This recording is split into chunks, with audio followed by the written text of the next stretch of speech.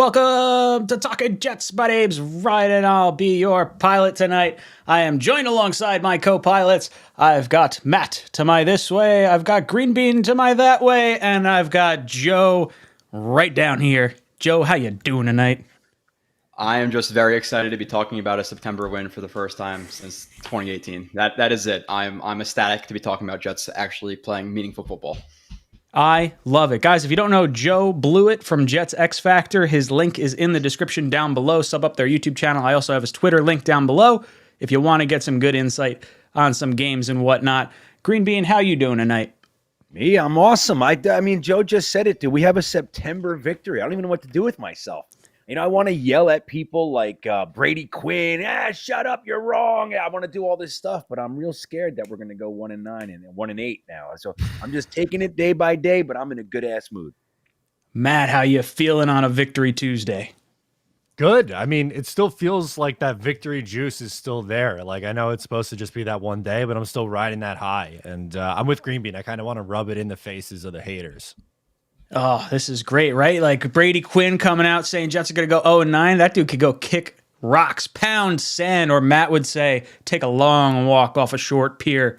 Boys and girls, if you're just tuning in, make sure you hit that like button. If you want to get qualified for our t-shirt giveaway, all you got to do is leave a comment on this video down below if you're watching after the fact, or retweet the stream if you're watching right now. You can find it on Jets Talk 247 on Twitter. Get yourself a shirt at the end of this stream. All right. So before we go into the super chats, I want to go around and get our panel's thoughts on the Jets' 31-30 win over the Cleveland Browns. Oh man, I'll start. I was blown the hell away. I'm sitting there, I'm like editing my stuff, and I'm like watching. I was like, man, like they just went up friggin' 30 points on us. Yeah, this sucks. Like this is where we're going on this. Then like what feels like 2 minutes later, not even, Corey Davis is running wide open in the end zone. And I'm like, well, now it just looks a little bit better. The fluff points are there. That's fine, whatever. We're not going to get the onside kick. Not going to happen. We get the friggin' onside kick. And then my mindset changes entirely. And I'm like, we're not losing this game, boys. This is it. We're not like, oh man, dude.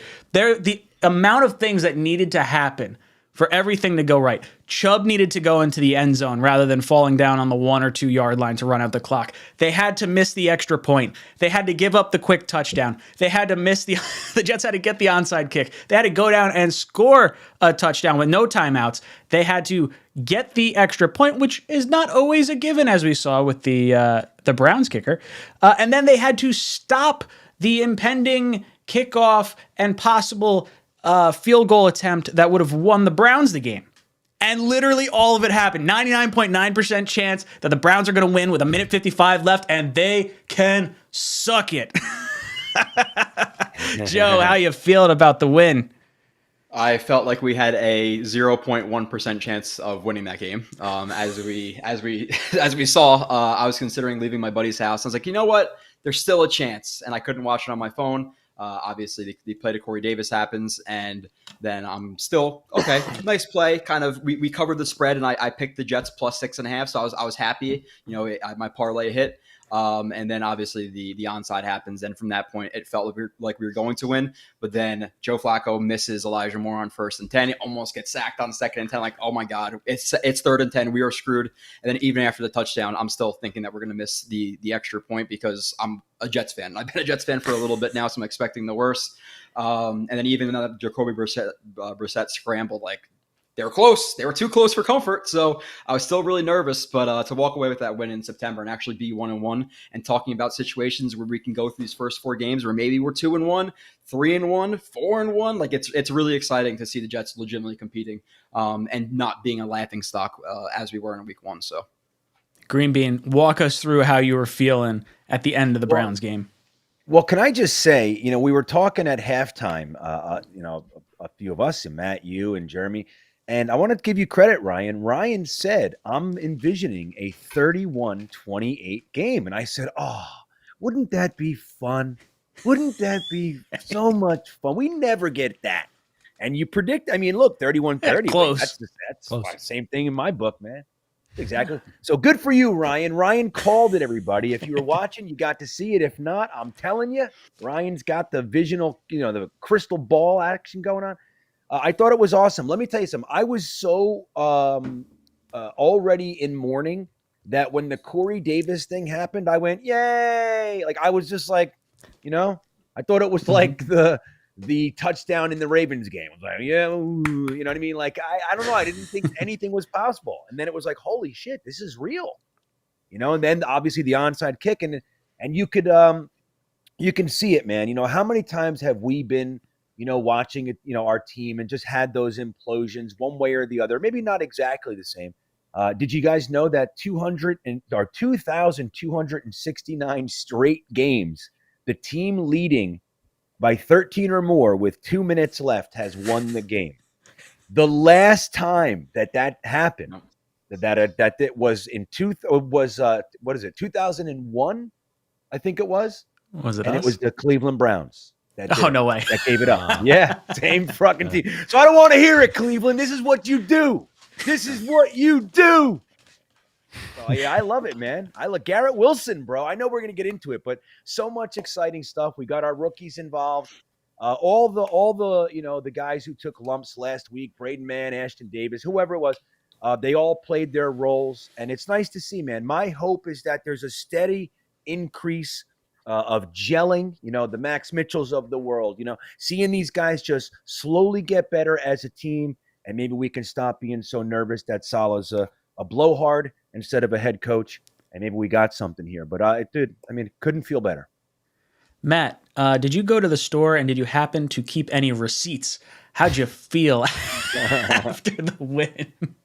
Yeah, just what an exhilarating final 2 minutes. I was with Green Bean. I made a joke on Twitter. I was like, "Oh yay, garbage time touchdowns" with Corey Davis's, because it felt exactly like the week before where, they get their touchdown in the final minute and, it looks a little closer than it really was, but then they hit an onside kick. And look, two guys that usually I kill, Braden Mann and Ashton Davis, coming up pretty big in the final 2 minutes there. So got to give them some credit too. There's a bunch of different role players who came up and made big plays in this game to get the Jets to that point. And 1-1 going home to play the struggling Bengals feels a lot better than 0-2. Loading man X1234. Thank you for the super chat. He says, looking forward to 2-1. I'm going. Are you? He's talking about the Bengal game coming up. For those of you that might be attending that. RJ McPot says, don't Salah look like Popeye a little? LOL. Because he's bald, maybe? I don't know. Yeah. Silly shit. That's about Salah looks like every bald guy, just like I look like every guy who has ever had red hair. He looks like Vin Diesel a little bit. Yeah. He does look like Vin Diesel a little bit. I would say like he looks more like like a genie. You know what I mean? Doesn't he look like a genie? He does. 60s movies. Daniel Murphy comes in and says, can we just get Salah to come in and play free safety? Yeah, it feels like we need a little bit of help back there. Joe, what do you think about the idea of possibly putting Ashton Davis back there? Listen, Ashton Davis has had quite a few lumps in his 3-year career with the Jets, but at the end of the day, like they might not win that game without Ashton Davis in that play, because if you go back and watch it, and I broke it down, Amari Cooper created a good 2 yards of separation on DJ Reed there. So if he wasn't there, you might be talking about a Browns 52, 53-yard field goal for a win. So that plus how bad Joyner has been, why not at this point? I love it. Yeah, Joyner's been left a little bit to be desired. I definitely thought it was good bringing him back. I thought there was going to be like that little bit, veteran leadership. We haven't seen him really play safety. He got hurt so early on last year that maybe he is better. Nope. He's a little slow. He's definitely, he's making me want to see Ashton Davis on the field a little bit more, because there's not as much upside as I would have otherwise thought. Michael comes in and says, why can't this damn team make it easy? What did we do to deserve this torture? Let's beat the Bengals without our blood pressure going up, please. I think the Bengal game gets a lot more interesting when you see they lost 2 straight, both very close games. So I don't know if they're just going to be pissed off and we're going to get like a thumping after getting way too like exhilarated the week before. But it feels like the Jets can set up to win this one, especially Carl Lawson having his little bit of a homecoming in a sense, or getting to go against his former team. He didn't get to do that last year. The Jets beat them with Mike White last year, so I think, maybe they're a little hurt because of that, but I think the Jets match up pretty well against the Bengals overall. Green Bean, what are your thoughts going into this Bengal game? Well, I'll tell you what, I have a sneaking suspicion that this is the one team in the NFL that's not going to take us lightly coming into our house, no matter what who the quarterback is or whatever is, because last year, obviously that was a trap game for them. They were a significantly better team, and we ended up having an historic game. Mike White's jersey made it to the Hall of Fame and everything else. The truth is, man, is they're kind of reeling right now. Now, is it likely that the Bengals will start 0-3? I think that's just odds. I think are stacked against us. And just looking at it through that lens, I think that it's stacked against us. But man, a big win like we just had, and a loss like they just had, kind of they're licking their wounds and we're all puffed up. We come out fast and just start tossing it to Garrett Wilson and Elijah Moore, who, by the way, is open 9 out of 10 plays. He's just not getting the ball yet. So, we have options. It's not just Garrett Wilson. It's not just Corey Davis. We have options all over the field. So if we start poking holes in their defense, they can start that, oh shit, here it goes again. And we might have them, man. So, and then, the home crowd has to be raucous. I hope they are. I'm not going to be there. I wish I was, man. I honestly, I would love to go up there for another game. Truth be told, you don't want me there. I don't win very much these days when I go up there. So there's that. But I think we got a shot, man. We have at least a puncher's chance, and I'm a big fan of punchers. So let's see how it goes. Pooch Guy comes in and says, love the win and feeling good, but can't help but be stressed about RS answers, about Robert Saleh's answers about Zach Wilson. Feel like that's the only cloud hanging over us right now. Matt, how'd you feel about the way Robert Saleh kind of talked about Zach Wilson? I saw an interview, I think it was yesterday, where they were talking about Zach's going to be playing for week 4, against the Steelers. And he's like, well, that's the earliest he's going to be coming back, or the earliest we were told he could come back. How are you feeling about Robert Saleh and, Zach Wilson moving forward in the next few weeks here? I have no idea what to believe with injuries anymore. I just don't, because first it was before week 1, it was, half smiling. Oh, he might have a shot to play in week 1. And then the next day it was, maybe you'll see him in week 4, if maybe longer. And it's like, I know some of it's coach speak, and I know some of it's trying to get Baltimore to prepare for everything, but it's just, the whole thing is just so bizarre. I think it'd be very strange at this point if he's not back by the Pittsburgh game, because that's close to 8 weeks, right? Mm-hmm. No, 6 weeks, 8 weeks since the injury. By the time week 4 comes around, it's going to be close to 8 weeks. Yeah, not a math guy, never claimed to be, but that feels like a really long time. And the bone bruises obviously takes longer to heal, but I want to see this guy. Selfishly, I want to see this guy on the field as soon as possible. Charles Gorman says, Ryan, Garrett Wilson, in my opinion, is going to be special. Joe, how you feeling about some Garrett Wilson? So I wasn't privy to Matt's jersey purchases, but I've seen that on Twitter recently. So I am slightly concerned that whatever that is all about, that Matt might ruin Garrett Wilson. So no, man, he watching all the top guys in the draft, he looked to be the receiver with the highest ceiling. I didn't expect him to be scraping his ceiling so quickly. The dude is dominating.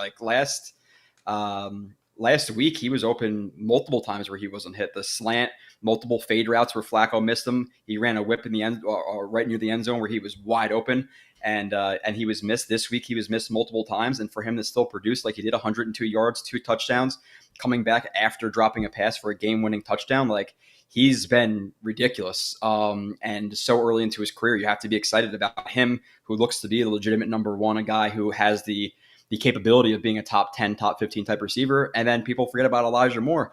Elijah Moore is still a really good player. Like don't raise Garrett Wilson up by pushing Elijah Moore down. Like Elijah Moore could still be a legitimate number one receiver as well. So I'm really excited, and I did not expect it to happen this quick, but I'm glad it has.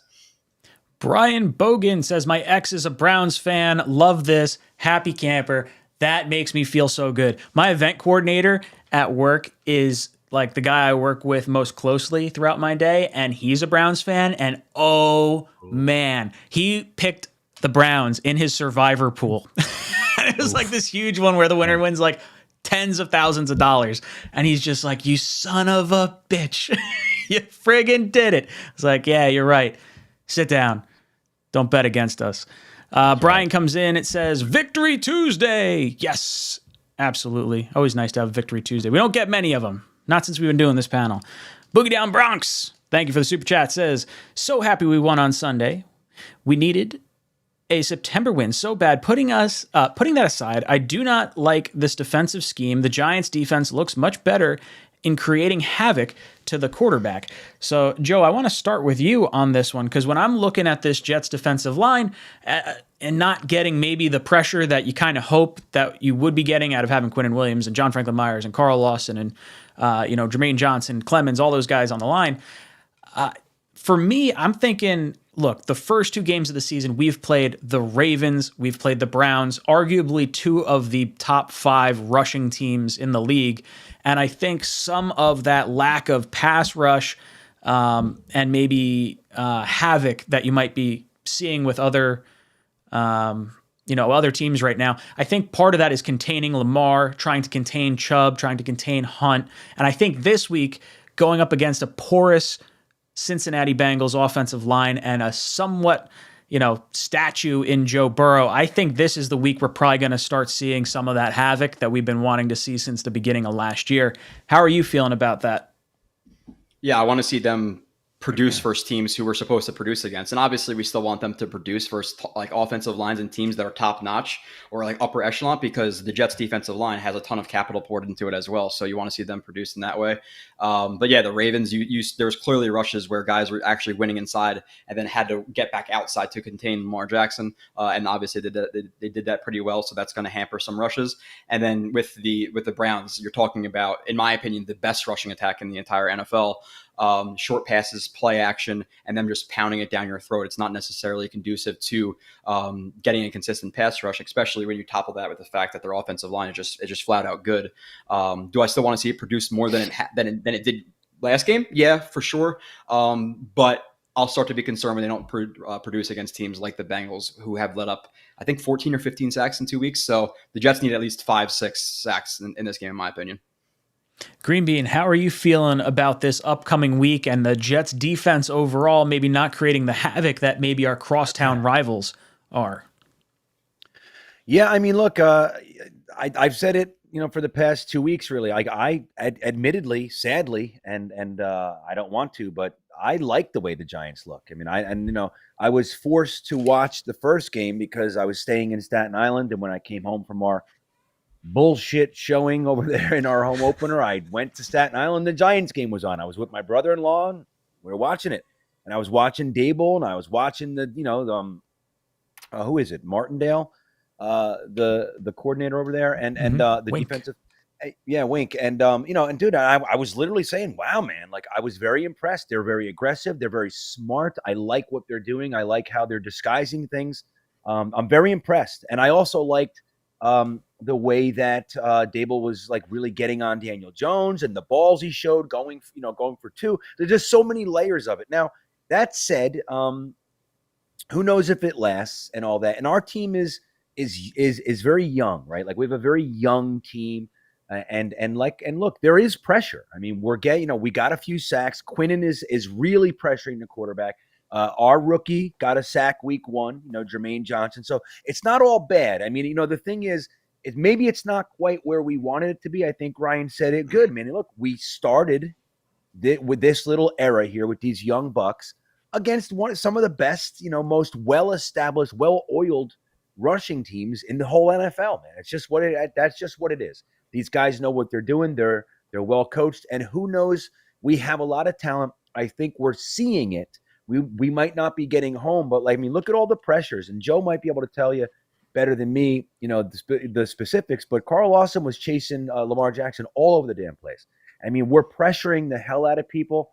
Maybe we're not getting home as much as we'd like. But I think the foundation is there, and I think let's give them a little while. Let's give them more than 2 weeks and 1-1 in September before we start getting worried. Matt, how are you feeling about the defense right now? They definitely took a step back, and I would probably like to see a little bit more consistency from the pass rush and the defensive line, but I agree that it's kind of too early to tell.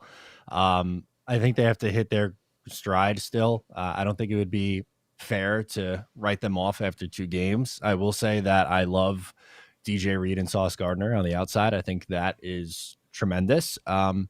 And I think some of the spots that we were worried about, all offseason long that never really got addressed might be an issue, like free safety and potentially linebacker depth still. So, we'll see if it improves as the year goes on. I think it does, but I don't think I'm going nuts over it just yet. Yeah, and you know what? I think when we needed that pass rush and we needed Carl Lawson to get a sack, it was 3rd down, and he pushed his dude back and got a sack this past game. So I think that's important to keep in mind as well. Not to mention when you're losing a lot, teams don't tend to pass much. They try to run the clock out a little bit more, so it makes things just a wee bit more difficult in that side of things. AZ Jets says, who still thinks Baltimore had a better draft than us? Jets draft is looking pretty good right now. Really loving our really a lot of our picks. They're all showing some pretty good upside across the board. Ablab. Where's Ablab? There it is. He says, guys, you buy in the Cincy game will be the one that we have to words are hard right now. Guys, you buy in the Cincinnati game will be the one we have complimentary game. Our offense, defense, and special teams all click. We dominate. That would be our we have arrived game. I think we're definitely going to see the pass rush. I think the Jets match up favorably with how the Bengals could. I would love to see them just stick Sauce Gardner on Jamar all game. That's a matchup I would love to watch. I have so much confidence in that kid against like anyone. They put him against Mark Andrews, and they put him against Amari Cooper. Now, obviously, he kind of gave up the touchdown, but I don't factor it so much against him. Like, I know it's like a blown coverage, but I feel like skill-wise, it wasn't like his guy beat him. It was like he just played the wrong coverage. Joe, how are you feeling about the Cincinnati game? You think this is going to be the one that we like kind of put it all together for? I'm hoping so, because last year we had the Titans game where we were all excited, and then we went to London and had a terrible showing against the Falcons. So the Jets of the past, they win, we got all excited, and then next week we're all miserable again. So I'm hoping it can carry for more than a week and we actually show up. And do they necessarily need to win? No, but I would like them to, obviously. But as long as they're competitive in this game. But I think when you look at the Bengals, like, we legitimately match up well. Like, their strength on offense is their receivers. We got some good corners. They have weak offensive line. We have a pretty good defensive line. So we should pressure them. And then on defense, like, I'm not really worried about really anybody that they have, like, overly worried like we were against, the Browns with 𝐒𝐿𝐵𝐿 Clowney and Myles Garrett. So I think we should be able to move the ball on them. You're talking about Eli Apple is one of their starting corners. Who is he guarding? Elijah Moore or Garrett Wilson? Either way, just attack him. So I think the other one is 𝐒𝐿𝐫𝐞𝐬, who's decent, but the Jets stack up pretty well. So I think that they should at least compete, if not win this game. And if they don't, then we're kind of back to square one. We're all miserable and we want to fire everybody. And then the next time we win, we'll all be happy again. So let's stack them. Green Bean, is this going to be a complete game from the Jets? Could you imagine? I mean, two wins in a row, man. Did we have any idea when the hell last time that was? When was that? 2019, but they didn't count because they were all a bunch of scrub teams and it was with Adam Gase. But other than that, that's right. It was like the Steelers game with like the third string quarterback and the Bills backups. Mm-hmm. I think that was the stretch right there. Nope. That was it. Now, okay, good. So it's been a few years. Yeah, man. I think Joe nailed it, man. And sad to say, I have to admit that's where my mind goes too. It's unfortunate. Well, like last year, we got really excited because don't forget, in the Carolina game, The first half we were atrocious. The second half we came back. Zach to Corey Davis for 2 scores. It was a 1-score game. And then we, and then we played the Titans game and we beat them in very exciting fashion. And then I fully expected to beat a really kind of struggling Falcons team, and they owned us. It was such a uninspired performance, and I'd hate to see that again. Now, the only difference is that they had an entire 17 games now, and now they have 19 games underneath their belt, where before it was their 5th game ever as a collective, right? They have a whole mess of new players. I mean, look, just this year's draft alone gave Robert Saleh's guys 3 first-round picks and a Breece Hall. I mean, in the last 2 years, what head coach in his first 2 years coaching has 5 first-round picks and his 2 seconds are Elijah Moore and Breece Hall? I mean, so there's a major influx of talent. And I think, again, Mike LaFleur, just look at Mike LaFleur. I think he's a much more well-oiled offensive coordinator than he was week 4 or 5 last year. I think we can trust him. He's Mike LaBooth now, right? I think I'm not sure if he might have been in the booth at that point. I forget. But again, I think it's a little bit different. So maybe we see something. I'll tell you what, if we do, Jet Nation is going to explode because, I mean, we're not used to this, man. In September, we get 2 in a row in September. I don't know what's going to happen, but it would be exciting. I'm rooting for it, obviously. Matt, we playing a complete game? Yeah, you know what? Let's ride high. Why not? Let's keep the optimism train rolling. Yeah, let's say only positive vibes. Yeah, I mean, come on. It's man. week 3, first win in September since 2018. Like, why not? Yeah. I think, like, realistically, though, I think if there ever was a time for this defensive line to have a, come to, up to par game, it's this one against the offensive line that's really, really struggled. And obviously, look, trying to cover T. Higgins and Jamar Chase is a big challenge, but I think Sauce and DJ Reed are up for that challenge. I think, how about another shootout? Maybe you don't have to play defense. You can win 34-31 like Ryan predicted last week. I want to see it. Give me the points. Yeah. Michael says Robert Saleh gave himself room to continue sitting Zach Wilson if Joe Flacco is playing well. Team is meshing, and Zach Wilson has even a slight pain, but Zach Wilson looked good and was on the sideline. I was kind of questioning that. Like, what happens if Joe Flacco continues to have over 300 yards and a lot of, touchdowns? Like, he winds up getting, 3 touchdowns a game. Do you still pull the trigger and go back to Zach? I feel like that you got to know what you have in Zach, but at the same time, the rest of the team, their careers are relying on, putting up some good stats and things like that and developing. Matt, I want to go to you first because I know you've been very, very Zach practices, Zach plays. Is that still how you're feeling right now? If he's healthy, he plays. Yeah. No, seriously. We've been doing this gimmick every week, it feels like, with the megaphone, but you have to know what Zach Wilson is after this year. You can't, say we gave it our best shot with Joe Flacco and now we're 6-7 with 4 games left, and you're like, oh well, shit. Now we should probably see what Zach has in the last 4 weeks of the year. You kind of just punted away an entire season potentially, and I think it's just, you hope that Joe continues to play well, and then when Zach's ready, say thank you for stepping in and holding down the fort. It's time to see what our 23-year-old can do now. Duncan comes in and says, week 3, better tackling, stop the screens, no soft zone. I would love to see some man on some of those wide receivers. I still really want to see the matchup of Sauce on Chase. But yeah, the screens, Mixon is the type of running back that could really cause us fits with our linebacking core. I think if there's really one area that sort of concerns me right now, I would say that's probably it. Pat Dunn drops in and says, Max Mitchell appreciation super chat. Unfortunately, I can't put the member super chats on the screen. I don't know why. It's something with the using Restream. But thank you. Benji says, most underrated part of the season so far is Max Mitchell. He's been fantastic for a rookie. If he's our right tackle, Fant at left tackle, and Becton as a swing backup, oh my. It's going to be that this year. I think, we're going to keep watching Mitchell, and if he continues to play well, I think it'll be more of a Fant versus Brown at left tackle. and they'll let Mitchell kind of ride it out at right tackle, especially if there's any sort of fluctuation in Fant's play on the left-hand side. Future-wise, I'm fascinated to see what they do at the tackle position. But Joe, I want to get your thoughts on this. Max Mitchell, he's our right tackle, and do you think he continues to stay there even after Brown gets healthy?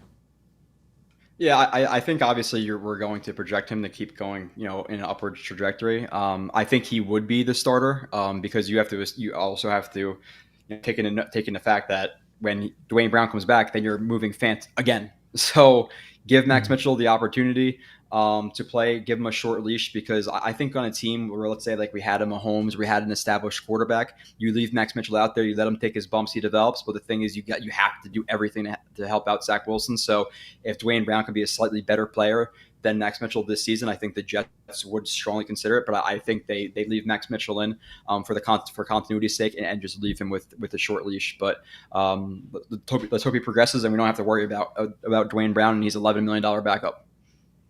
Green Bean, how are you feeling about Max Mitchell, and do you think he should stay starting even after Brown comes back? Well, Joe just said it with his last word, $11 million backup. Is that something that the Jets are willing to do, right? Like, look, Max Mitchell, to be clear, has had his struggles, right? We know that. He's not, he hasn't looked excellent. And he still needs to develop, I think. I mean, you see it, especially with strength and stuff like that. He hits his heels quite a bit from what I've looked at. I haven't really broken it down for myself yet, but I've looked at some stuff. But I am impressed. I mean, I love it. And it's, look, man, how many times in our history have we grabbed guys in the 4th and 6th round and started them and they've been great, whether it's Matt Slauson or O'Dwyer or Jason Fabini, all these guys, we grab them and we throw them in and they have their struggles and they kind of learn, trial by fire and it works out. Now, Max Mitchell, I liked Max Mitchell in the draft. I thought he was right where he was going to go, 4th, 5th round. But I was really hoping to let him develop. But I think he's playing well, man. And if Dwayne Brown comes back and the line is playing well, like I think AVT and Max Mitchell, like they were handling Garrett, the fuck's his name? Myles Garrett. Tell me. Yeah, Myles, thank you. I was going to say Garrett Wilson. I'm like, I'm stuck. I ain't going to when he's in London, it's kilometers, Garrett. There you go. I like yes. You're kilometers, Garrett. I'm a dad. I'm allowed to do this now. Yeah, you are, right. That happened fast, Ryan. You did it prior to. Yeah. Oh, so good. A couple of years. But yeah, man, I think, it's while Dwayne Brown, like Joe said, $11 million, you have a certain amount of motivation to use that money that you spent. You want to get some return. But dude, how many times can we tinker with the chemistry of this friggin' offensive line? And if we're going to get Zach, well, let's say we're 2-2 when Zach comes back or, something like that. So Zach gets a nice, good jump. He's healthy. And you got a line that's kind of congealing as opposed to the mayhem that he went through the first quarter, 5 games of the season last year. I mean, the line looked completely and utterly lost last year, in addition to Greg Van Roten being Greg Van Roten. So, how many times? So the line gels a little bit. Dwayne Brown's ready to come back week 4 with Zach. And it's like, we're going to do that again? I think unless Max Mitchell or Fant is, injured or struggling, just keep it, man. And just keep letting them develop and work together as a unit. Don't forget ABT was moved to the right side. We got Laken Tomlinson. We still have enough to gel on in that unit. I say leave it alone if it's looking good, and let them work on becoming a unit as opposed to yet again throwing a stick in the spokes. Matt, how you feeling about Max Mitchell, and does he stay in once Brown is healthy? He's been better than what I thought he would be. I don't think he's been perfect. There's obviously been a couple of flaws, but honestly, when the Jets drafted him, I thought he was a developmental guy, like someone who would probably need to sit for a little while before getting in-game action or, get more preseason reps before you have a chance to be starting for this team. And due to just injuries, he got thrown in there and he's done a nice job. But I think I would go back to Dwayne Brown and George Fant. And the reason behind that is I think with the veterans, you'd have at least a little bit more consistency. And I know Max Mitchell, obviously there's some upside there. And I think there's a chance he could be a long-term starting right tackle, but I'm not comfortable riding that out for a full season right now. As an emergency right now, I think it's good, but I think I'd switch back to Dwayne Brown and George Fant once they're healthy. Guys, if you're enjoying the stream, hit that like button. If you want to get entered to win a t-shirt, all you got to do is retweet the stream over on Jets Talk 247 Twitter. And if you're watching this after the fact, all you got to do is leave a comment down below, and you can get entered into next week's t-shirt giveaway. Disregard Papa comes in and says, who's winning us versus Dolphins? Also, is it just me, or why are our cornerbacks giving so many yards off scrimmage? They are giving the other team free first downs. So I think he's referring to like, why are we like so far away from the wide receiver, I think, unless he's just talking about like actually giving up yardage. I guess I've noticed that, and that's kind of frustrating. As far as us versus Dolphins, oh man, I was really hoping Baltimore was going to thump Miami. That would have given me a lot more confidence, I think, going into the Jet Miami game. Luckily, we got to see 2 more games prior to like seeing what just happened against Baltimore. Joe, how are you feeling about the Dolphins this year? Their offense is pretty good. Like the corners have played well, but we haven't played Tyreek Hill and Jalen Waddle yet. So, and even 𝐒𝐿𝐵𝐞𝐞, who's a glorified, wide receiver at this point, but our linebackers aren't necessarily the best in coverage. So they have a ton of really good passing options. Now, again, it depends on the defensive line. Like the defensive line hasn't produced necessarily as much as we wanted to, as much as we wanted to in the first 2 weeks, but can they take advantage of a Miami offensive line that's not necessarily a strength of their team and not allow Tyreek Hill to be streaking 30, 40 yards down the field and Tua hit him with lollipops? So it's all about the defensive line and how we get after them. And then it's all about, obviously at that point too, you have Zach Wilson coming back, and that might be his first or second game back. And how quickly is he going to process and be able to replace hots and all that stuff? Because they're going to blitz you and they're going to play tight man coverage, and you got to be able to process pretty quickly and get that ball out. So it's going to be about the defensive line and how quickly Zach Wilson could find the answer versus the blitz. Hennessy says defensive line should feast this Sunday. The Bengals offensive line is giving up 6.5 sacks per game so far this season. The D-line is the D-line as good as we think? Green Bean, I want to hear from you. Is the defensive line as good as we think it is? Yeah, yes, it is. You just got to give them time, man. You got to give them time to work it all out. I mean, there's lots of pressure. I mean, look, Lamar Jackson's tough to. Excuse me. Lamar Jackson is. I know I have COVID still, man. I'm trying over there. Thank you. Lamar Jackson's tough to grab. I mean, they were chasing him all over the place. How many times did we see him kind of squirt out? And we're like, come on, you gotta hold, He's tough. He's Lamar Jackson for a reason, man. And Jacoby Brissett is not Lamar Jackson, but he's another one. So it's like I think we put all our resources into the defensive line. Not all of it, but a lot of resources into the defensive line. That's where our focus is. And, kind of making a statement that they're not as good in 2 weeks in an 18-week season, I think is a little presumptuous. I mean, they're definitely aggressive. Quinnen Williams is looking like a beast. He's pushing his guys all over the place. He's affecting the pocket consistently. He got his sack. That Carl Lawson sack last week was a half sack.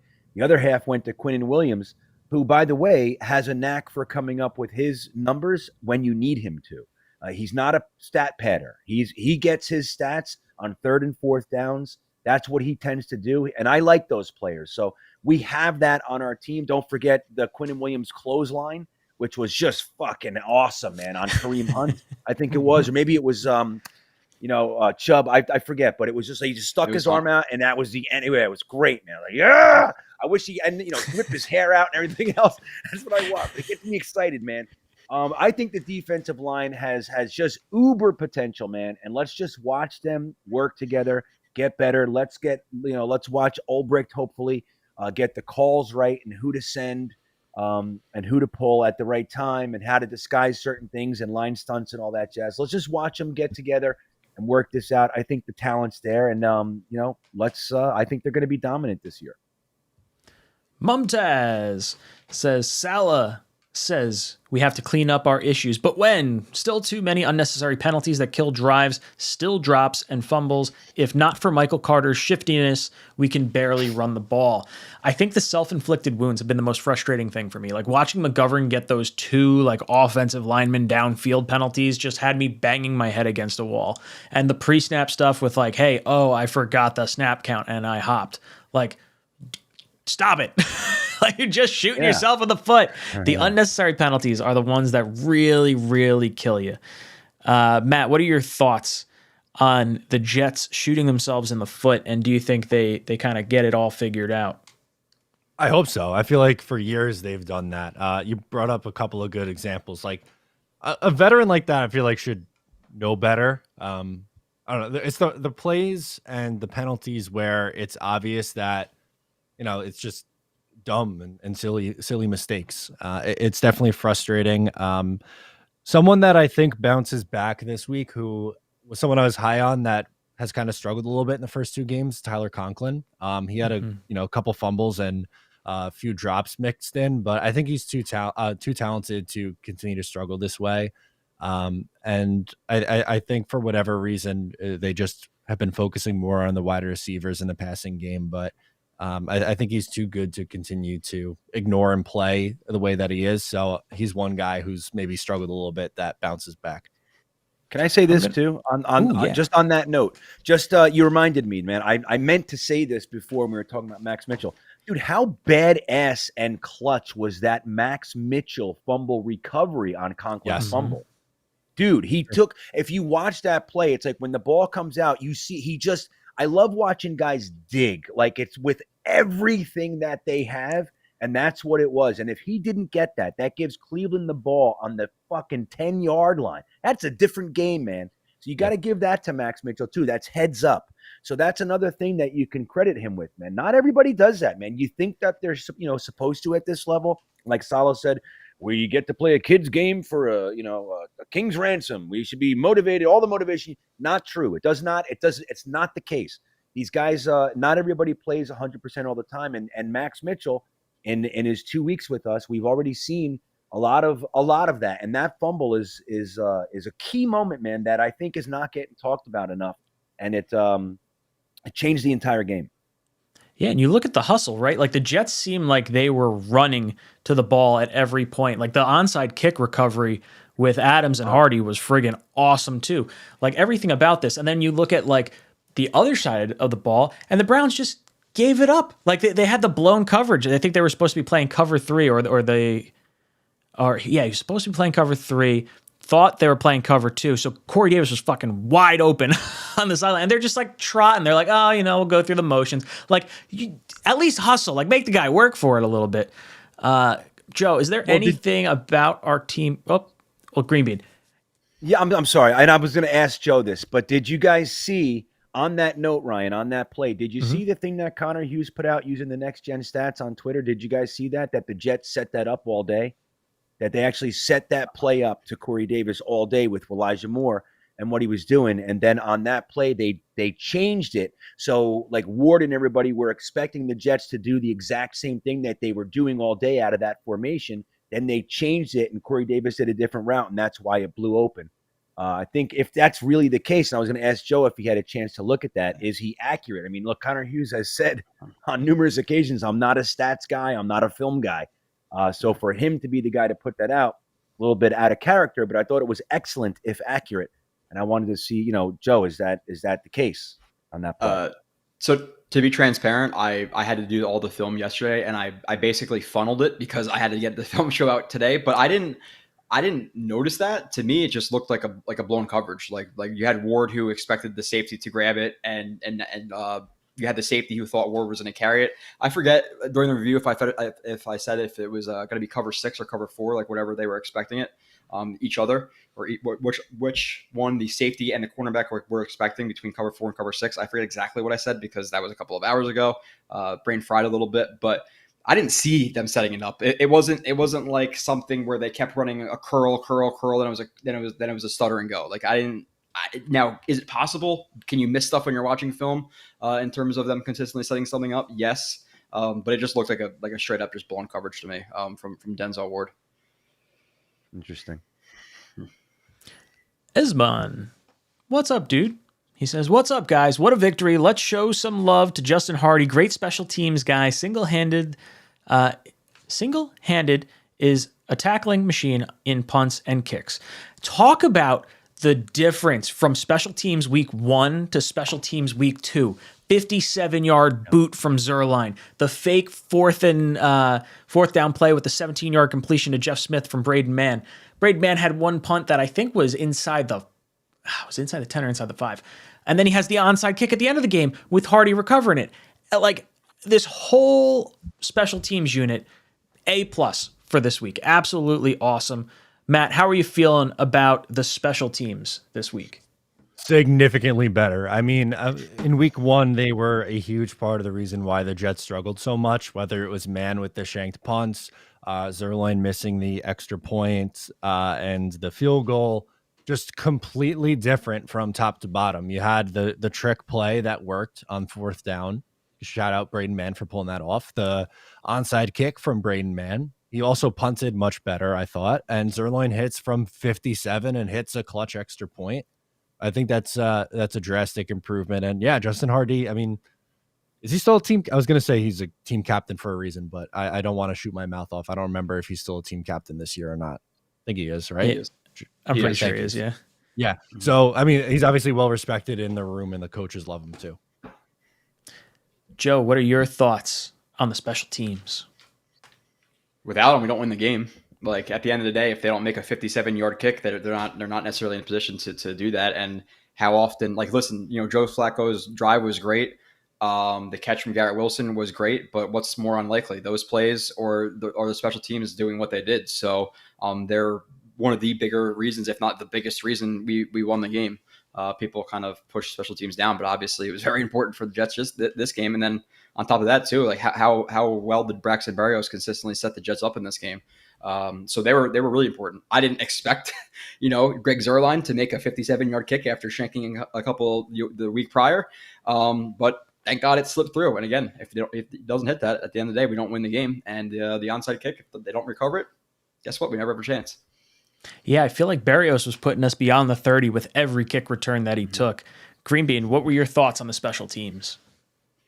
I mean, I feel the same way. I mean, look, can I just say one? I'm going to say one thing, 2 words, all right? Jeff Smith. We fucking finally saw this guy do something for this team. We've been waiting forever. This is the guy pushing Denzel Mims to the bench. And maybe they've been saving it for 2 years. They're like, you wait. We have a play. It's going to blow everything wide open. Maybe that's what it was, man. So it was nice to see that they had the balls to do the things that they did this week.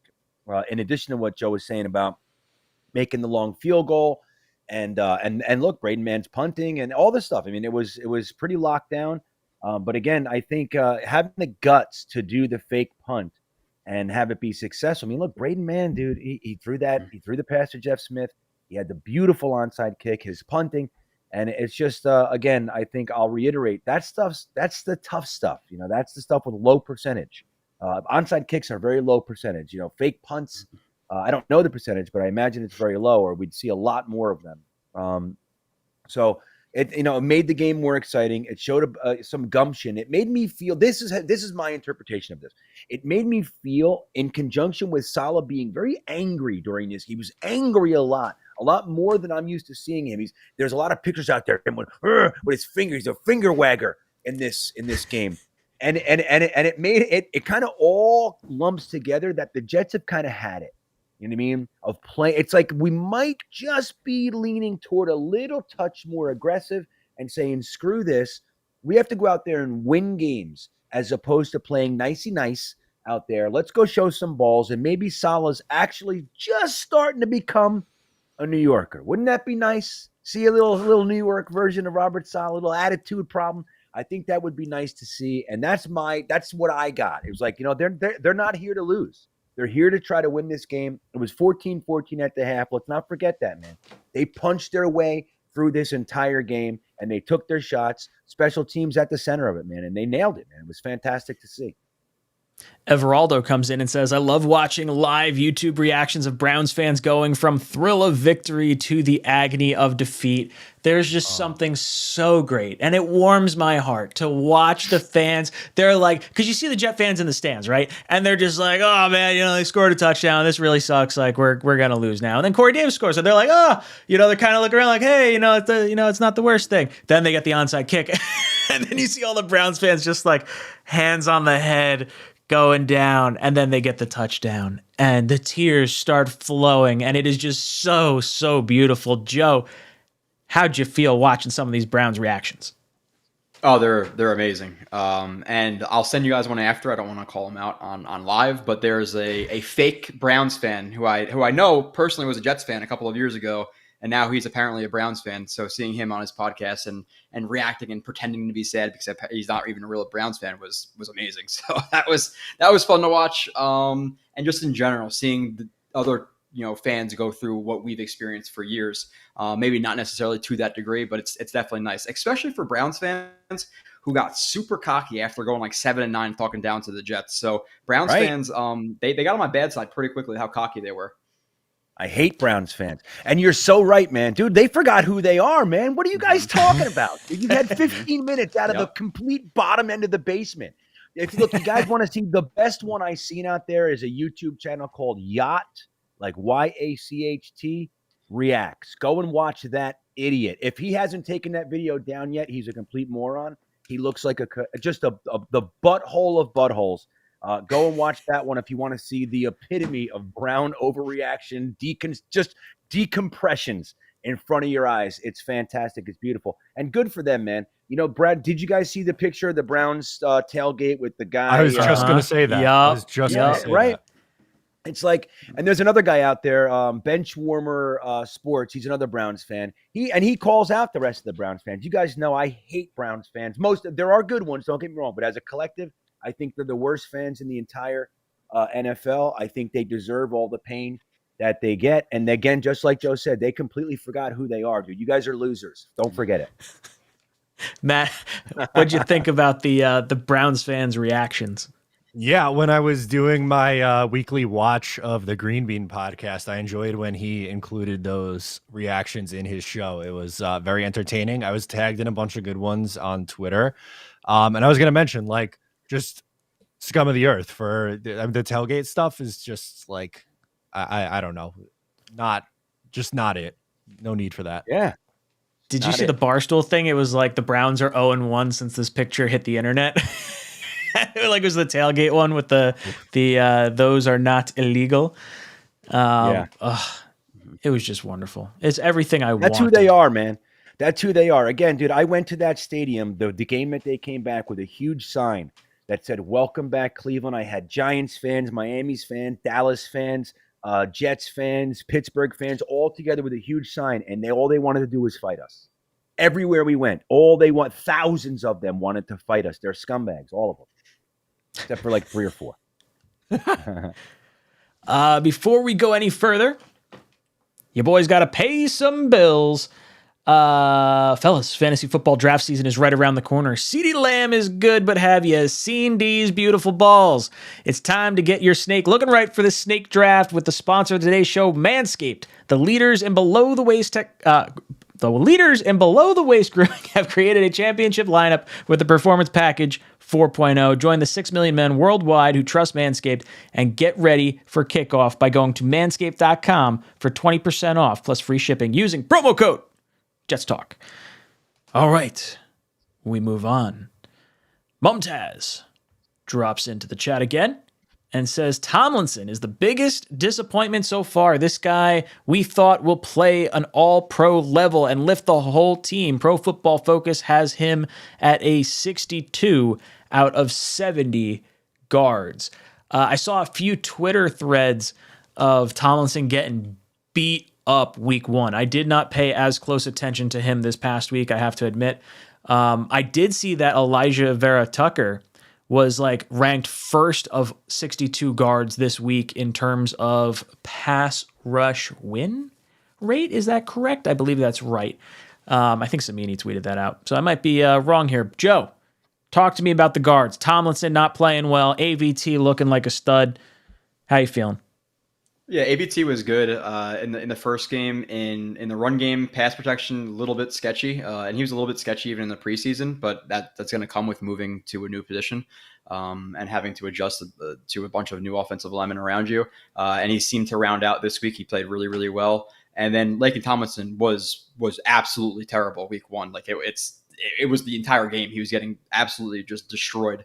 But this game he bounced back. This game I didn't notice him in a bad way, and when I did notice him, it was mostly in a good way in the running game and things like that. So 𝐒𝐿akin Tomlinson bounced back to what I thought he would be in week two. He definitely was not terrible in this game at all. Green Bean, how you feeling about the performance of Tomlinson so far this season, and are you disappointed in his play so far? I was week one. I'll tell you that. I couldn't believe it. I don't know what we were watching. I'm like, it's very similar to Dwayne Brown. He's been largely healthy his whole career, and he's here 1 week and he's out. Like those kinds. And then you see 𝐒𝐿akin Tomlinson. He's a Pro Bowler. He comes over here and he sucks. Like I'm like, come on. I don't know if you guys remember. There was a kick returner years ago, the best in the league, Carter. We signed him big for a free agent signing. We're going to change our special teams and have a dynamic playmaker, and he fumbled like 4 or 5 times. He was like the worst. We cut him mid-season. The Niners got him back right away, and he was great again. So like I was worried that 𝐒𝐿akin Tomlinson was going to be the exact same thing. He looked much better this week.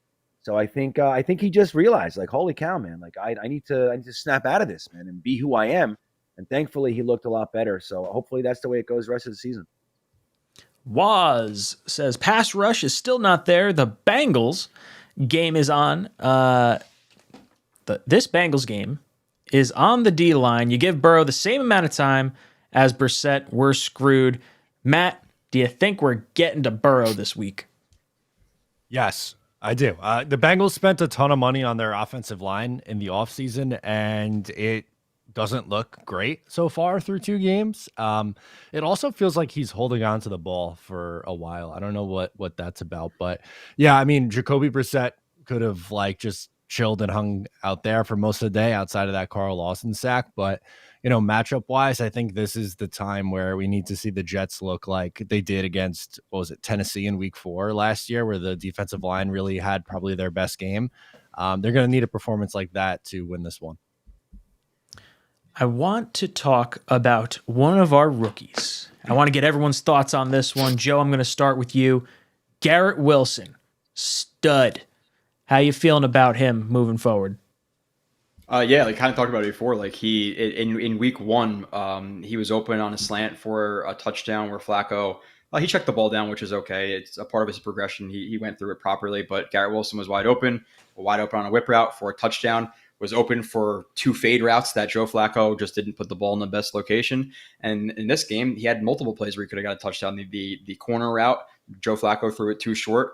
The vertical route in the beginning of the game, I forget exactly when it was. It was a hard throw for Flacco to make, but he's streaking down the sideline. He had at least 2 yards of separation, which is a lot vertically in the NFL. If Zach Wilson's in there, that assuming he makes a good pass, he could still be running. So he's been going on even past this, or he's been going off even past the stats. He should have at least another touchdown or 2 and at least another 50, 60, 70 yards. And that's legitimate. It's not like when people, they freeze frame it and the quarterback's looking the opposite way. Oh, he was open. Yeah, the quarterback wasn't going. That wasn't part of his progression. Like that's not what happens in the NFL. But legitimately, he is dominating right now. So early into his career. Now, does he have to stack these games up? Yes, it's only 2 games, so let's not freak out. But it is a little bit hard not to, because it's not just, he's wide open because of busted coverage. Like he is getting open himself. And he looks like he does against the people he was playing when he was playing at Ohio State. Like he's still creating the same separation. We all saw that fade. How much room do you have to create? The quarterback could have underhanded him the ball because he was so open. So it's great. And I'm still mad that Matt bought a jersey apparently. So I didn't know that was a thing. But now. Yeah, got to break the streak. The September streak is broken, baby. Yeah. We're 500. Things are looking up. Green Bean. Garrett Wilson goes into Cleveland, puts the elf on a shelf. How you feeling about him moving forward? I can't take credit for that joke, by the way. That was someone that said that yesterday on my call-in show, but I really enjoyed it. Yeah, elf on a shelf. Good, yeah.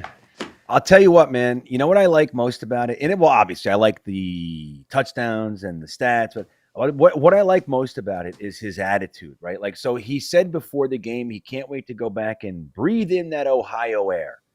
And it was Garrett Wilson. He had a large part of sucking all the air out of the stadium, man. Eric Allen said that the stadium was eerily silent after the onside kick. You know why? Because they know they've been there before. They forgot, but they've been there 1,000 times. They know what it feels like, just like we know what it feels like.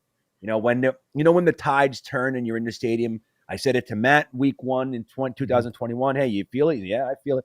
It was said to me by Jack from Jets Media. The start of the third quarter, he just looked at me and said, "Can you feel that, Bean?" I said, "Yeah, I can, man." And it didn't. The run didn't even start yet, and we felt it. We know. So like they felt it. It was silent. But I think the coolest thing was seeing Garrett Wilson kind of excitedly yelling into the crowd, like, "What's up?" Like he's no longer an Ohio player. He's New York. He's Jets. And he went in there to show his former fans.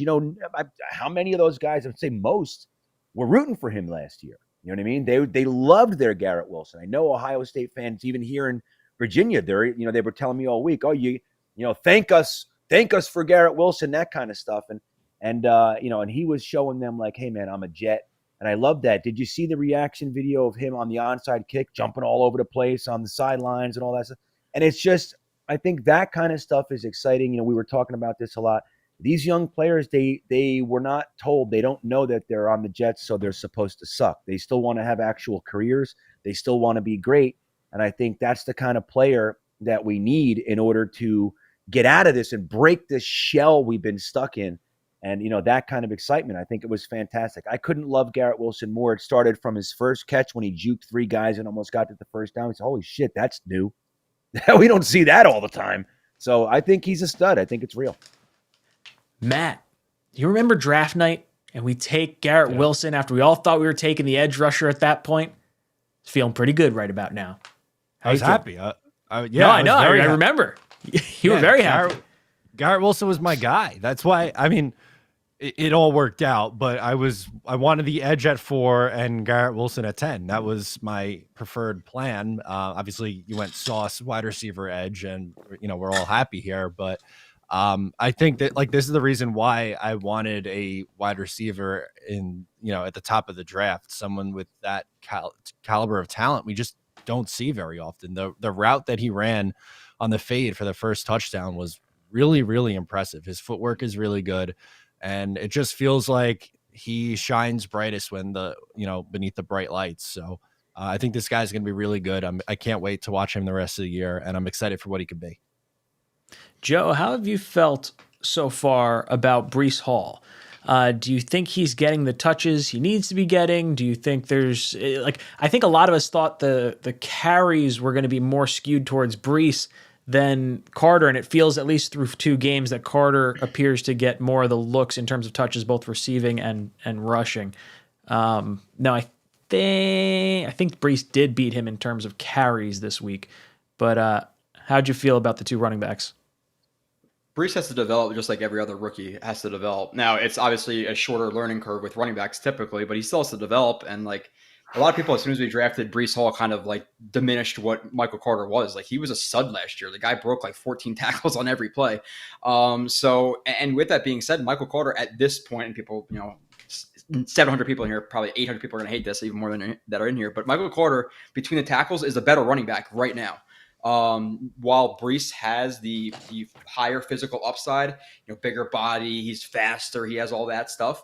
But just in terms of inside zone, you need 5 yards. It's Michael Carter over Breece Hall right now. And he broke some runs last week, which was impressive. To me, he still has a high tendency to bounce the run. There was a run to the outside. I think it was a crack toss. And he had a lane that was very, very open up the middle. He probably would have ran for an extra 20, 30 yards. Just based on, and he should have cut into the inside just based on the leverages that the blockers had on the defenders. And he cut to the outside because he has a tendency to bounce right now.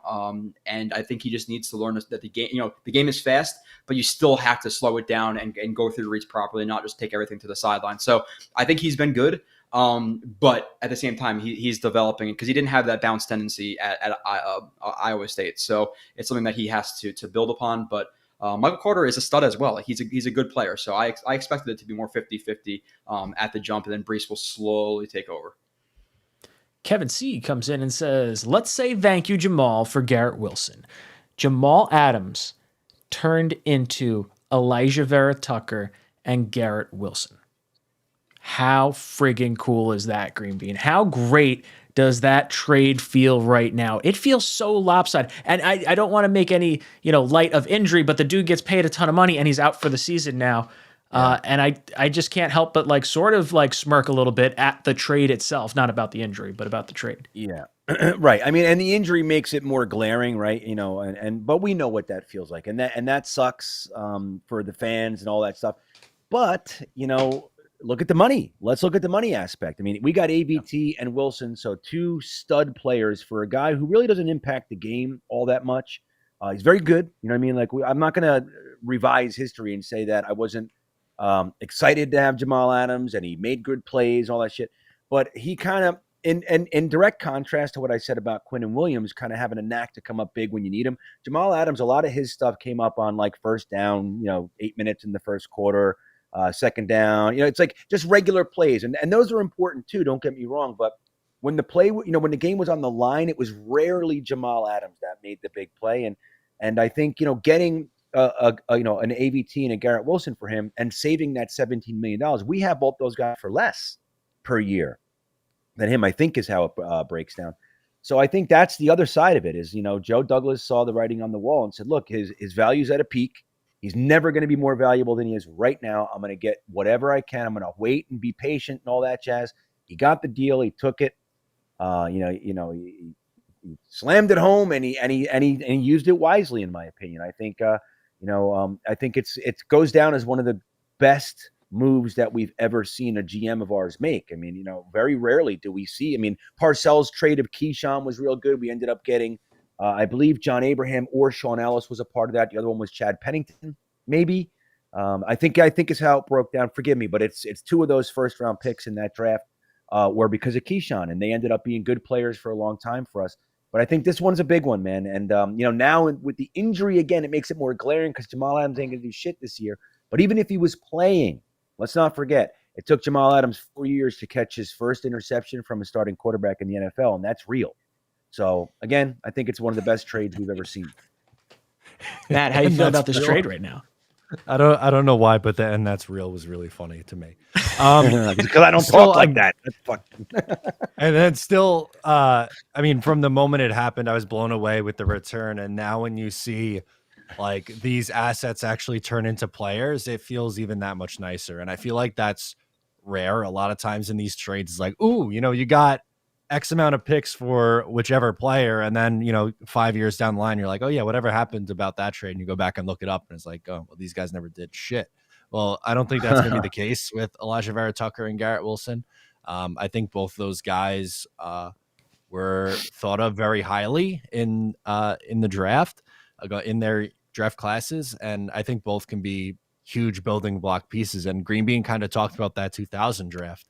That was a huge one. And another one too that you could bring up was the John Abraham trade in 2006 and that draft class and how important that was to the build success, of the 2008, 9, 10, 11 Jets. So I'm hoping that we see something similar from the 21 and 22 draft classes. Joe, how you feeling about this trade now?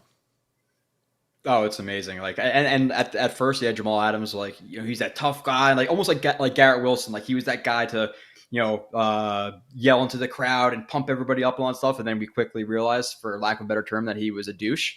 So I was happy that he was that he was traded. And like Matt said, you can get the picks, but you have to capitalize on those picks. A lot of these trades, it ends up being a bust of a player. But looking at what JD did with these picks, and obviously they still have to develop, but at this point, we might take AVT over Jamal Adams just individually and Garrett Wilson over Jamal Adams just individually.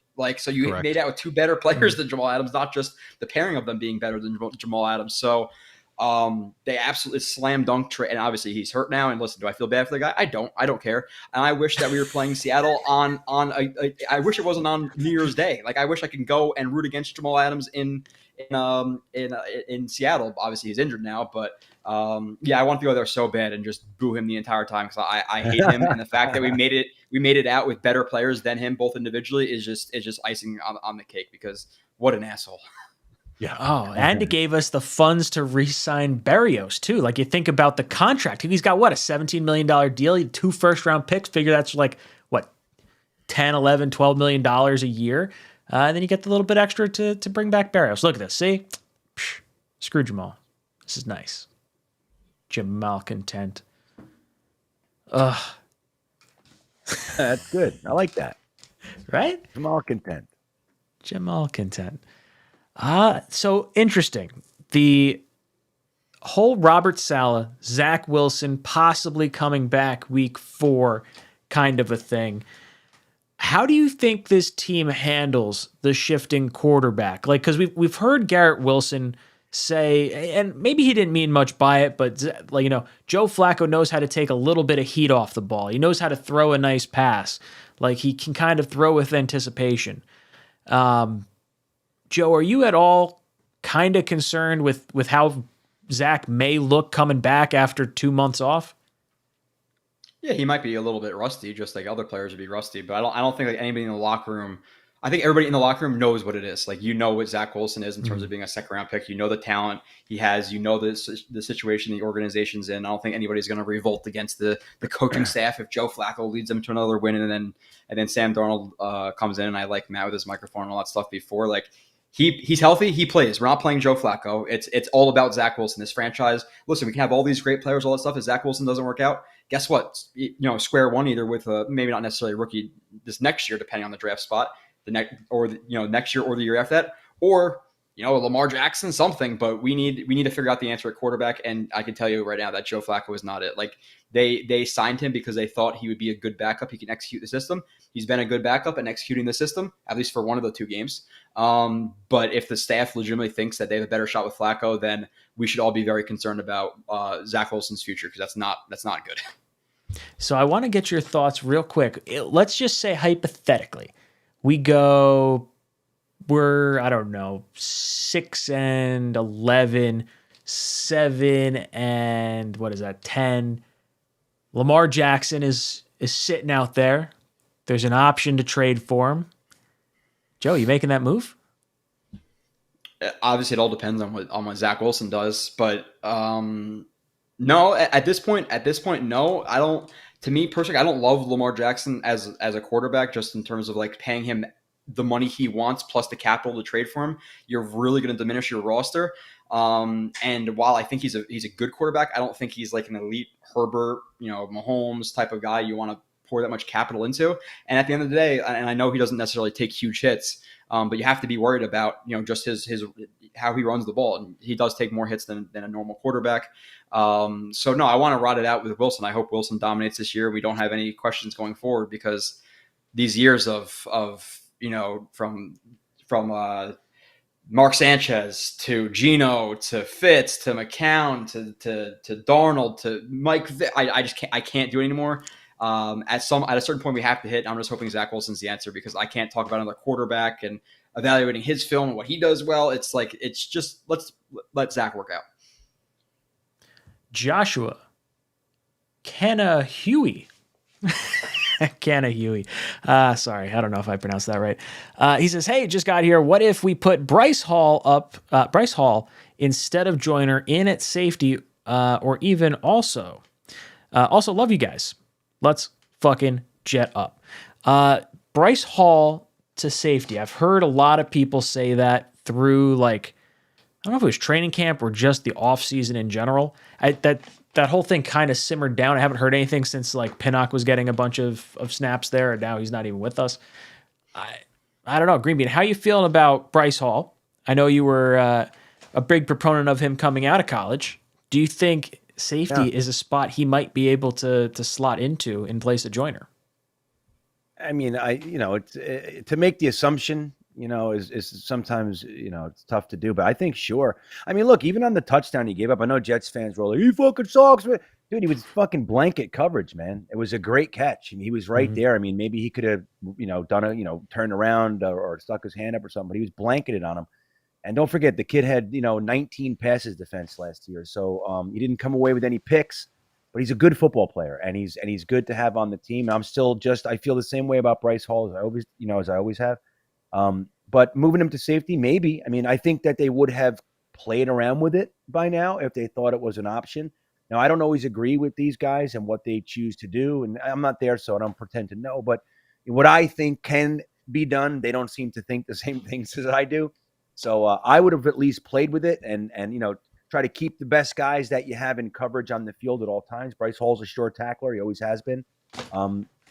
So maybe, but they don't seem to be considering it at all. Just like last year, like we were signing safeties off the street, Elijah Riley and fucking, Wild Goose and Red Wine and all these guys. And we had two guys that we were converting, Sherwood was out, but we had Hamza Nasruddin. He's a safety.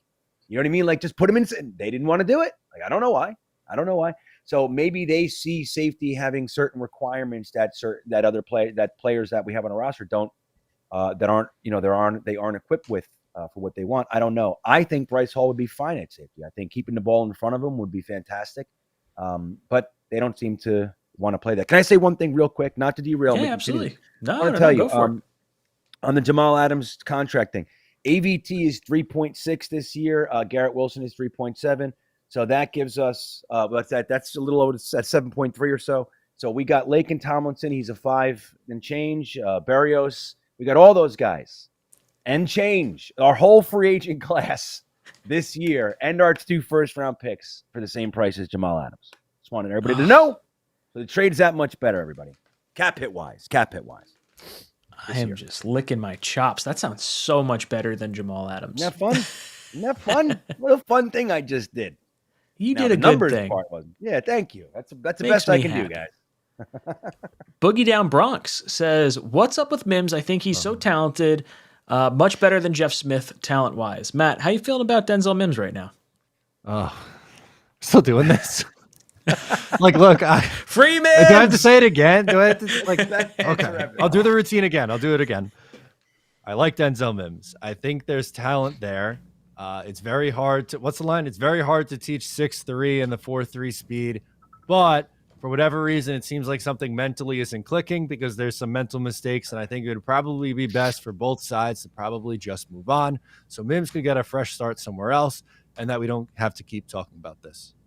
How was that?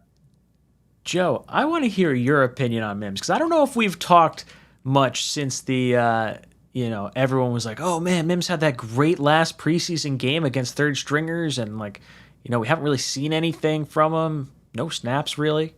How you feeling about the former 2nd-round pick? Yeah, I pretty much just replicate what Matt's saying. Like, it's not click. Like, and the thing with that Giants game too is, like, if you watch his snaps in week 1 and 2 of the preseason, and he runs a fade I think it's in week 1 or 2, looks completely different in week 3 when he was talking about being traded. So was there something to the coaching staff in him not getting effort? Because he showed a lot more effort in week 3. At least to me, he looked like he was playing with a lot more urgency when he wanted to be traded. So is there something there with that? I am so done with talking about it. Like, with Garrett Wilson, Elijah Moore, all these guys, just at this point, I can't deal with it. Like, get a draft pick for the guy. Obviously, it's not going to work out with him. Get something. Now, did I love him coming out of the draft? I gushed over the guy. Like, I thought he'd be legit number 1. Unfortunately, it just hasn't worked out, and that happens sometimes in the NFL. It's a big leap to make, not just physically, but also mentally for some of these guys. And clearly, something might not be clicking with Mims, with drops and penalties when he comes in the game. And people talk about the Panthers. Like, I know people talk about the Panthers thing. Like, the Panthers, the catch he made in that game, a lot of people bring it up. It was a blown coverage. He didn't really do anything special. So when he came in the game, it was a lot of mistakes and a lot of drops. And the coaching staff sees 95% more than we do. So I trust them relatively, and I think some of it's been like you've seen on the field. So I'm just so done. Listen, I had a lot of faith in him too. It's been 3 years. Connor McDermott has more touchdown catches. Like, let's just face reality. It's not going to work out. Greenbean, how you feeling about the former 2nd-round pick in Denzel Mims? Okay, I was sneezing. I had to unmute myself. I'm doing this weird thing. I have a weird sneeze going on. It's like I do like 5 breaths. So I don't want to do that live. Have you guys hear it. So I mean, it's like Matt's answer, and Joe's answer. It's just, I mean, look, I think I am going to maintain. I've said it probably 600 times plus, and I maintain it. I'm not going to change this until I see otherwise.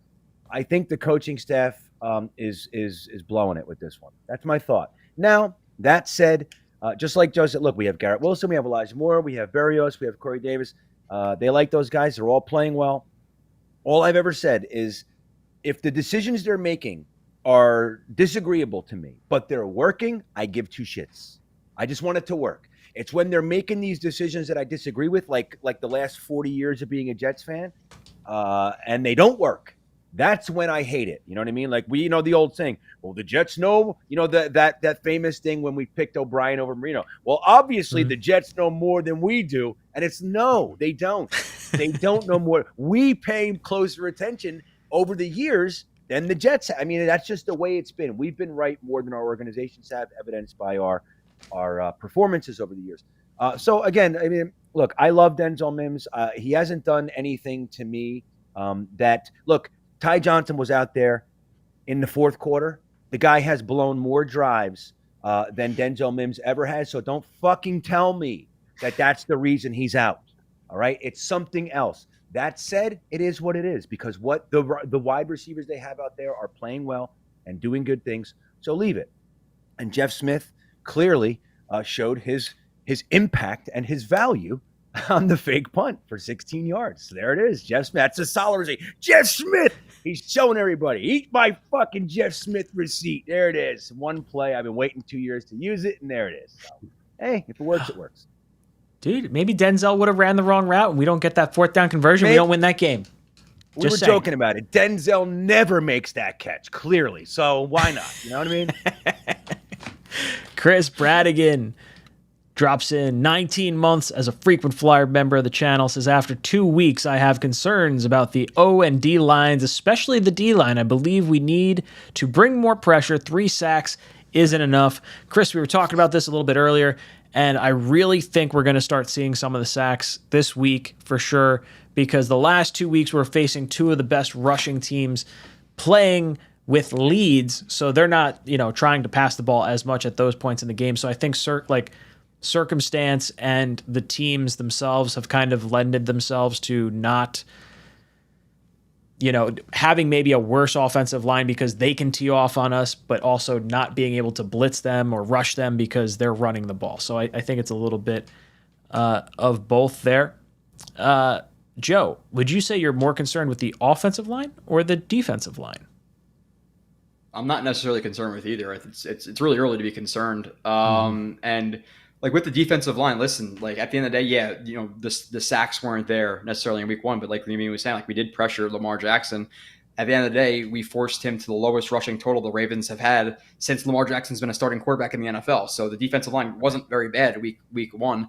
The only thing that was bad week 1 was LaMarcus Joyner and a little bit of Jordan Whitehead that led to some big scores. So week 1 they weren't concerned at all. If anything, they were a strength. And then week 2, again, you're playing one of the best offensive lines in the league, one of the better running games in the league with a quarterback who's running play action and dumping the ball quick, either over the middle, attacking the linebackers, or hitting screens. It's not very conducive to the stats. But the defensive line is going to be fine. And the offensive line was concerning week 1. They did much better this week. Obviously, Fant let up some pressures, but you're playing Myles Garrett, who right now in the NFL is the best D end to me. Him and TJ Watt, but TJ Watt's injured, so it's going to happen. But the interior was fine, and Max Mitchell, and it's his keyword, relative to expectations, he's been solid. Now, is he a solid starting tackle? Absolutely not. But for a 4th-round rookie playing against the Ravens and playing against Jadeveon Clowney and Myles Garrett, he's been good. So I'm not concerned really with either. Guys, you're just tuning into the stream. We got about a half hour left. Make sure you hit that like button if you're enjoying what you're seeing. If you'd like to get entered into our t-shirt giveaway, all you got to do is retweet the stream over on Jets Talk 247 Twitter. Retweet that, get yourself qualified for a t-shirt giveaway at the end of the stream. And if you're watching this after the fact, all you got to do is drop a comment below this video and you'll get entered into next week's t-shirt giveaway. Anything that we haven't covered so far that you guys have felt we need to talk about? We did Mims, but Kai Becton, we're gonna go bring that back now. Like what the hell else? Darnold? Should they have kept Darnold after all this? Yeah. Like what else do we want to beat to death? Well, let's talk a little bit about the tackle situation. I like in general, like future wise, not so much like immediately this season.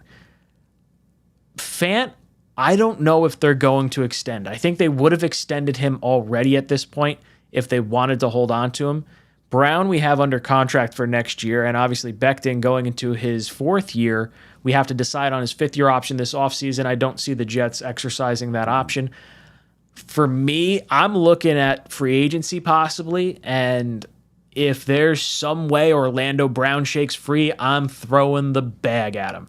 I don't care what it costs to get him. Former Baltimore Raven, plays the left and the right side. That's the versatility Joe Douglas loves. If you can snatch him away from Kansas City, I think I'd do it.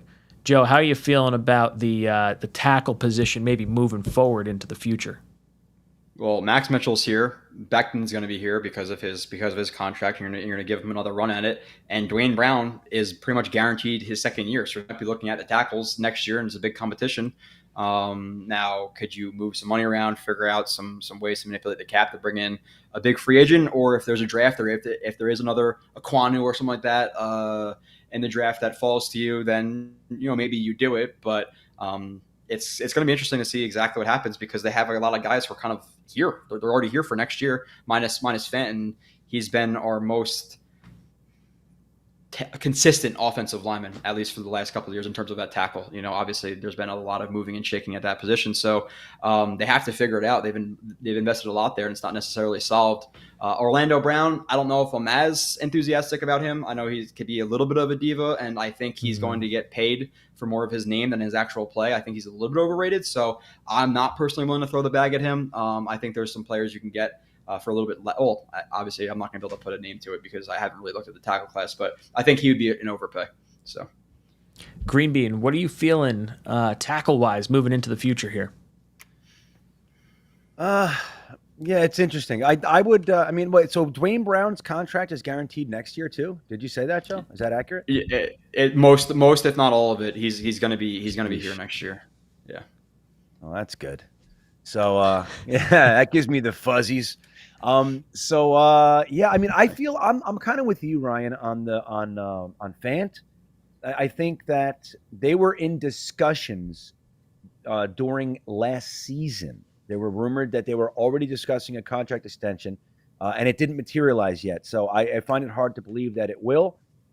So Fant may be gone. Now, Max Mitchell, if he ends up being lights out, let's say by the end of the year, he's a stud. I saw some comments before, reminding us that right now he's PFF's highest graded rookie tackle. And that's above 𝐒𝐿𝐽 and Neal and all the guys, taken above him. So that, and that is what it is. PFF is PFF, and you take it with a grain of salt, right? It's very useful. So maybe we don't need it. Maybe we don't need anybody. Maybe we, just like you said, we don't do the 5th-year option, but we got Becton healing. He's a backup. We have Connor McDermott. He's around here, and we got Dwayne Brown on the left. We got Max Mitchell. Maybe these are our guys. Who the hell knows? I don't know. I would think that the Dwayne Brown thing. Right now, look, we're not seeing him, so it's hard to get all positive about that. But if he's going to be here next year, if he's already paid, then more than likely he's going to end up playing. So I don't know. It's interesting. I guess we got to watch this season and see where it goes before we can really make. So I'm not the best at reading contracts, Green Bean, but the way I'm reading it is it's $11.5 million cap hit and 6.3 of it's dead. So you'd only be saving. You'd be paying him more to leave than you would for him to stay. So I at that point, do you just keep him for $5-6 million? For that, like he's most likely going to be here, unless obviously they can manipulate it. And again, transparently, I'm pretty terrible at reading contracts, but that's what it looks like to me. Yeah, I saw someone comment in there that it was like a $1 million dead cap hit if they designate him a post June 1st cut. But I don't know why you do that. Kind of to Joe's comment as well, like. If you're going to have to pay him $5 million, because if you designate him a June 1st cut, you're basically pushing half of his cap hit to the following year. Like, why not keep him for the $5 or $6 million that his contract is? Have that stability. Obviously the guy played in the Pro Bowl last year. I think just getting him back healthy is at least a net plus for us. Matt, how you feeling about the tackle position moving forward? Yeah, like I don't want to say concerned, but I'm kind of curious with how it plays out. As you guys kind of alluded to earlier, like Max Mitchell and Mekhi Becton are going to be here because of just how their contracts are situated. But I do think that Fant is probably on his way out, just because I think if he was staying, then something would have been signed by now. And yeah, I mean, I didn't realize that with Dwayne Brown. I know he had a second year, but I didn't realize how much of a cap hit or dead cap it would be in order to move on from him. So I think they would probably be wise to look to continue to add, but maybe that's through the draft and not signing a big time free agent like Orlando Brown. As much as I like Orlando Brown, I think he's a good player, but I think you're probably looking in the draft at that point. I see Slugo making a comment in the chat that I do want to touch on. Josh Allen, coming out of college, I think scared a lot of people. It's obviously why he was not one of the first two quarterbacks taken. But, dude, I'm watching the Bills play football games right now, and I think they have been the best team the last 2 years. They should have won the Super Bowl last year if it were not for a coin toss. Joe, how do you feel about Josh Allen being in this division for the long term? I'm worried about the Jets before I'm worried about Josh Allen. Like, let's just compete answer. ourselves. You know, like at the end of the day, like let's get to the playoffs and all that stuff. We can worry about the Super Bowl and Josh Allen, you know, down the road. Hopefully, by the time we're really up, they screw up their contract, something like that, and he's not supported. But it's never great to have one of the best, if not the best, quarterback in your division. But we're used to that. We had Tom Brady, and I love Josh. You know, Josh Allen's a great player. I don't necessarily hate him. I do hate him because of my Bills, but nonetheless, he's not Tom Brady. We've had to deal with that, so it could be worse. Egg Drop says, "Let's go Jets, baby. Been a diehard fan since 2003." So at least you got to see some of the good stuff, right? Like 2004, we had a nice little run. Or no, it's 2002. 2002 was the year we had the Green Bay game and the Indianapolis game back to back. 04 was good too. Yeah, 04 we got. Was that the Steelers missed field goal game? Is that year or was that 2005? No, it was right around there. 04. The Chargers on Saturday night in the first round. Drew Brees and LaDainian Tomlinson. That's right. Eric Barton almost killing us. Yeah. I loved LT. He might be my favorite running back that I've seen like since growing up. Like he was just a special one because I didn't really have any bad feelings towards the Chargers. I thought the jerseys looked kind of cool, like from afar, and it's like, wow, that dude knows how to shake and bake. And I feel like watching Curtis Martin, like Curtis was fun to watch, but Tomlinson was just such a different kind of runner. I don't know. Fascinating. And then we got him for like a year. I was like, yeah, let's go. Almost felt like Favre. Not really, but kind of. How much time we got left? 20 minutes. Not too shabby. Yeah, we're doing Hanging great in there. Yeah. I'm trying to see what they got going on in the chat. Becton will beat Joey Chestnut next year in the Nathan's Hot Dog Contest. A lot of fighting in the chat, I've noticed. It's hectic in there right tonight. I don't know. I know they're being idiots. Some of them. There's a brawl. I've had to remove like 600 comments so far. Bounce them. Yeah, they're intense. That's what happens. It's the law of averages. The more people you get, the more disagreements we're going to see. The more bozos come out. That's it. We like all the dum-dums. There are dummies. Yeah, that's right. They're ours. That's right, man. Jets forever. We're looking at you. Love you. Right. Look, you got the people calling him out. Right. Calling him out. Nah, he's not wrong all the time. No. See? But you got he's right a lot, man. Even if he's not dumb. He's right a lot. I'll say that. He's just firm on his thoughts. He is. He's firm on his stance. He doesn't go with he doesn't jump on the boat with everybody. He goes, nope, that's not the boat. And everybody goes, come on, it's the boat. Look, everybody's saying it's the boat. Nope, it's not the boat. I'm telling you, it's not the boat. I'm not going on it.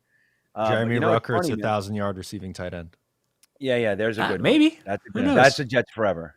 Right? Who knows? Yeah. Close. He didn't it's start going to be incredible when he gets it after 2 games of nothing. Yeah. He had the one Exactly. one pass thrown his direction. Couldn't reel it So in.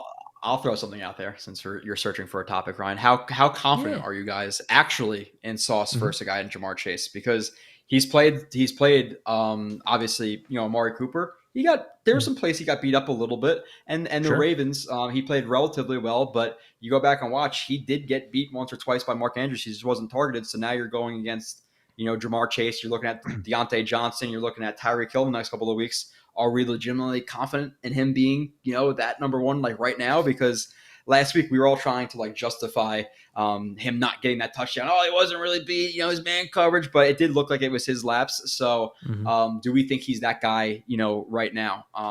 Because I have my reservations. I think he's gonna be a great player, but I still think he needs to develop a little bit more than people realize. To me, it's just technique-wise at the line of scrimmage, he tends to get on his heels a little bit. A lot of jumping at the line of scrimmage, and versus guys like Diggs, if you're on your heels, you're leaning back. Good luck. So there's been some flaws that people haven't noticed. With that being said, I'm very high. I have a Sauce jersey, I have a Sauce chain, so I don't think I hate him. I wanted him probably before most people, but nonetheless, he has to develop still. But with that being said, faith level, Sauce, Jamar Chase, Hill, Deontay Johnson, all these studs coming up. So I would like to see him on Chase. I'm not as confident with Hill. I think Hill might be the best receiver in the game right now. He's so friggin' fast. You just can't teach that speed. I love the Sauce chain. It's a great Sauce chain. Just before anybody says I hate Sauce, I don't hate Sauce. I'm just throwing it out there. All right. This is a $15 chain. I dedicated a lot of my time to getting that little hot sauce bottle on the chain, but just throwing it out there. I think he's going to struggle with Tyreek. I think some of those quicker, shiftier wide receivers, almost like Revis kind of had trouble with like Stevie Johnson and some of those quick guys. I think Diggs could give him some trouble. But Chase, I don't know if I put him with those guys just yet. At least from a, talent-wise, he's there, but not, I don't know. I feel like Sauce could stick with that type of receiver better than someone like Hill. Green Bean, how do you feel about Sauce and the matchups coming up with these wide receivers? I agree with what you said. Let's not forget, man, as great as Revis was, now I'm not saying Sauce is Revis, but as great as Revis was, whenever he ended up on Welker beat him. Welker beat him all the time. You know why? It just wasn't the type of receiver that Revis shut down. Those quick, shifty slot guys, Revis, whenever it ended up that he fell to that responsibility, he was getting beat. He was good with the Randy Mosses, the Andre Johnsons, those big guys, Des Bryant, Revis, all over those guys. Shut them down. Megatron, all those guys, shut them down. And I think Sauce, being a big-bodied cornerback, might struggle with those guys too. Let's not forget, man, in addition to Tyreek Hill, if you're like, all right, well, don't put him on Tyreek Hill, send DJ Reed over there. He's a little bit, skill set's a little bit, more appropriately matched. Then you got Jalen Waddle. You're going to stick him on Waddle? Waddle's same mold, man. It's like those guys are going to be problematic. You might need to get creative, stick Sauce on 𝐒𝐿𝐽 or something like that. I don't know. That said, I'm very confident in Sauce Gardner. I think, what we see is a very, very talented young kid who works his ass off and is going 100% at all times. I think that that's kind of what we've brought in. All these young guys that we have, it's different than what we've seen. Instead of these fat, lazy bums, the Muhammad Wilkersons, and just, I don't know. It's like, we get these guys and they just suck. These guys seem like, the ethic is there as well. And so in addition to being talented, Vernon Goldstein, it's on and on and on and on and on. So I think if you match that up, truly, really legit talent with effort and work ethic, I think you get there. Now, we might see it take a year for him to get there. Don't forget, Revis did have 3 picks his rookie year, I think it was. But he wasn't Revis until year 3. He wasn't Revis. You know what I mean? He was good. He was a good cornerback. He was solid. He was very good. But when, then he became Revis, and it was a whole different thing. And there's nothing wrong with it taking that time. So we might be watching Sauce learn some hard lessons the next couple of weeks. Jamar Chase is going to be a tough one, but I think Jamar Chase is probably more in his wheelhouse than Waddle and Hill, quite frankly. Matt, how you feeling about Sauce so far, and what do you think about the receivers coming up on the in the next few games? Yeah, love him. I think he has a good shot against Jamar Chase. I agree that I think like people have Tyreek Hill and Jalen Waddle circled as players who might be mismatches, and they're going to be mismatches for a lot of players, not just someone like Sauce Gardner, who yes, he's taken fourth overall and expectations are really high, and he's played well so far, but he's also a rookie, and playing corner in the NFL is extremely, extremely difficult. So there's going to be games where he struggles. He's eventually going to give up a touchdown. He's eventually going to let up some big plays. It's just going to happen. But I think he'll be fine. I'm confident in him. And really, I know most of the attention goes to Sauce, and for good reason. But I love DJ Reed too. I just think he is such a professional. Like, he's a younger veteran, but just the way he plays the game, I think he plays it right. I like his aggressiveness coming down and his tackling skills. So yeah. 𝐒𝐿𝐫𝐞𝐞 drops in, giving us a topic to talk about as I start to spin my wheels here at almost 10 o'clock at night.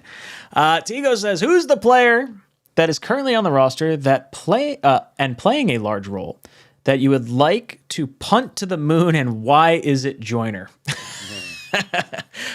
Yeah, I don't want to see Joyner on the field quite so much anymore. Like, as much as I thought the Jets could move on from Ashton Davis, or, I understand why they held on to him, the talent level and whatnot.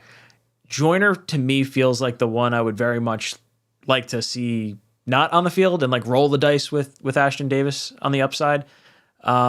We don't have an answer for it, but I would love to try and find a center after this year. For me, McGovern he's not bad. He's a top half of the league center. He's played top 10 center, at times in his career. And he just, for whatever reason, he just always kind of irked me. Really, after he walked past Zach Wilson when he was laying on the ground last year. And I thought the Jets were going to pull the trigger on a new center this offseason, or this past offseason. So I guess I'll go a little outside the box, and I'll say McGovern kind of frustrates me a little bit. Joe, I'll throw it to you first. Is there a player on this team right now that you'd like to maybe not see on the field quite so much? Yeah. Just and this isn't necessarily just to combat it. I think McGovern actually gets some unfair hate from just Jets fans in general. The first game he was pretty good, and this game they were super quick to pull the trigger on throwing flags for the illegal offensive lineman down the field.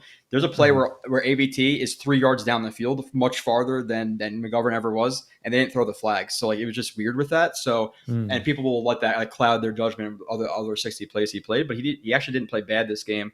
But nonetheless, it's.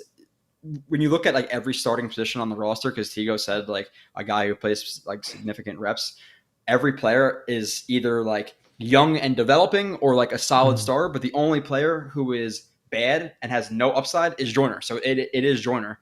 And all of the streamers and all of the YouTubers have been saying for months, it's Joyner hasn't played safety since 2018, and he wasn't he was probably overrated by people in general even then. So we knew we need to do something at safety, and now we're reaping the results of not having a really great safety group. Joyner should not be a starter. He hasn't been a starter at that position in 4 years. The fact that we relied on him is kind of trash. If he was a backup, fine, I get it.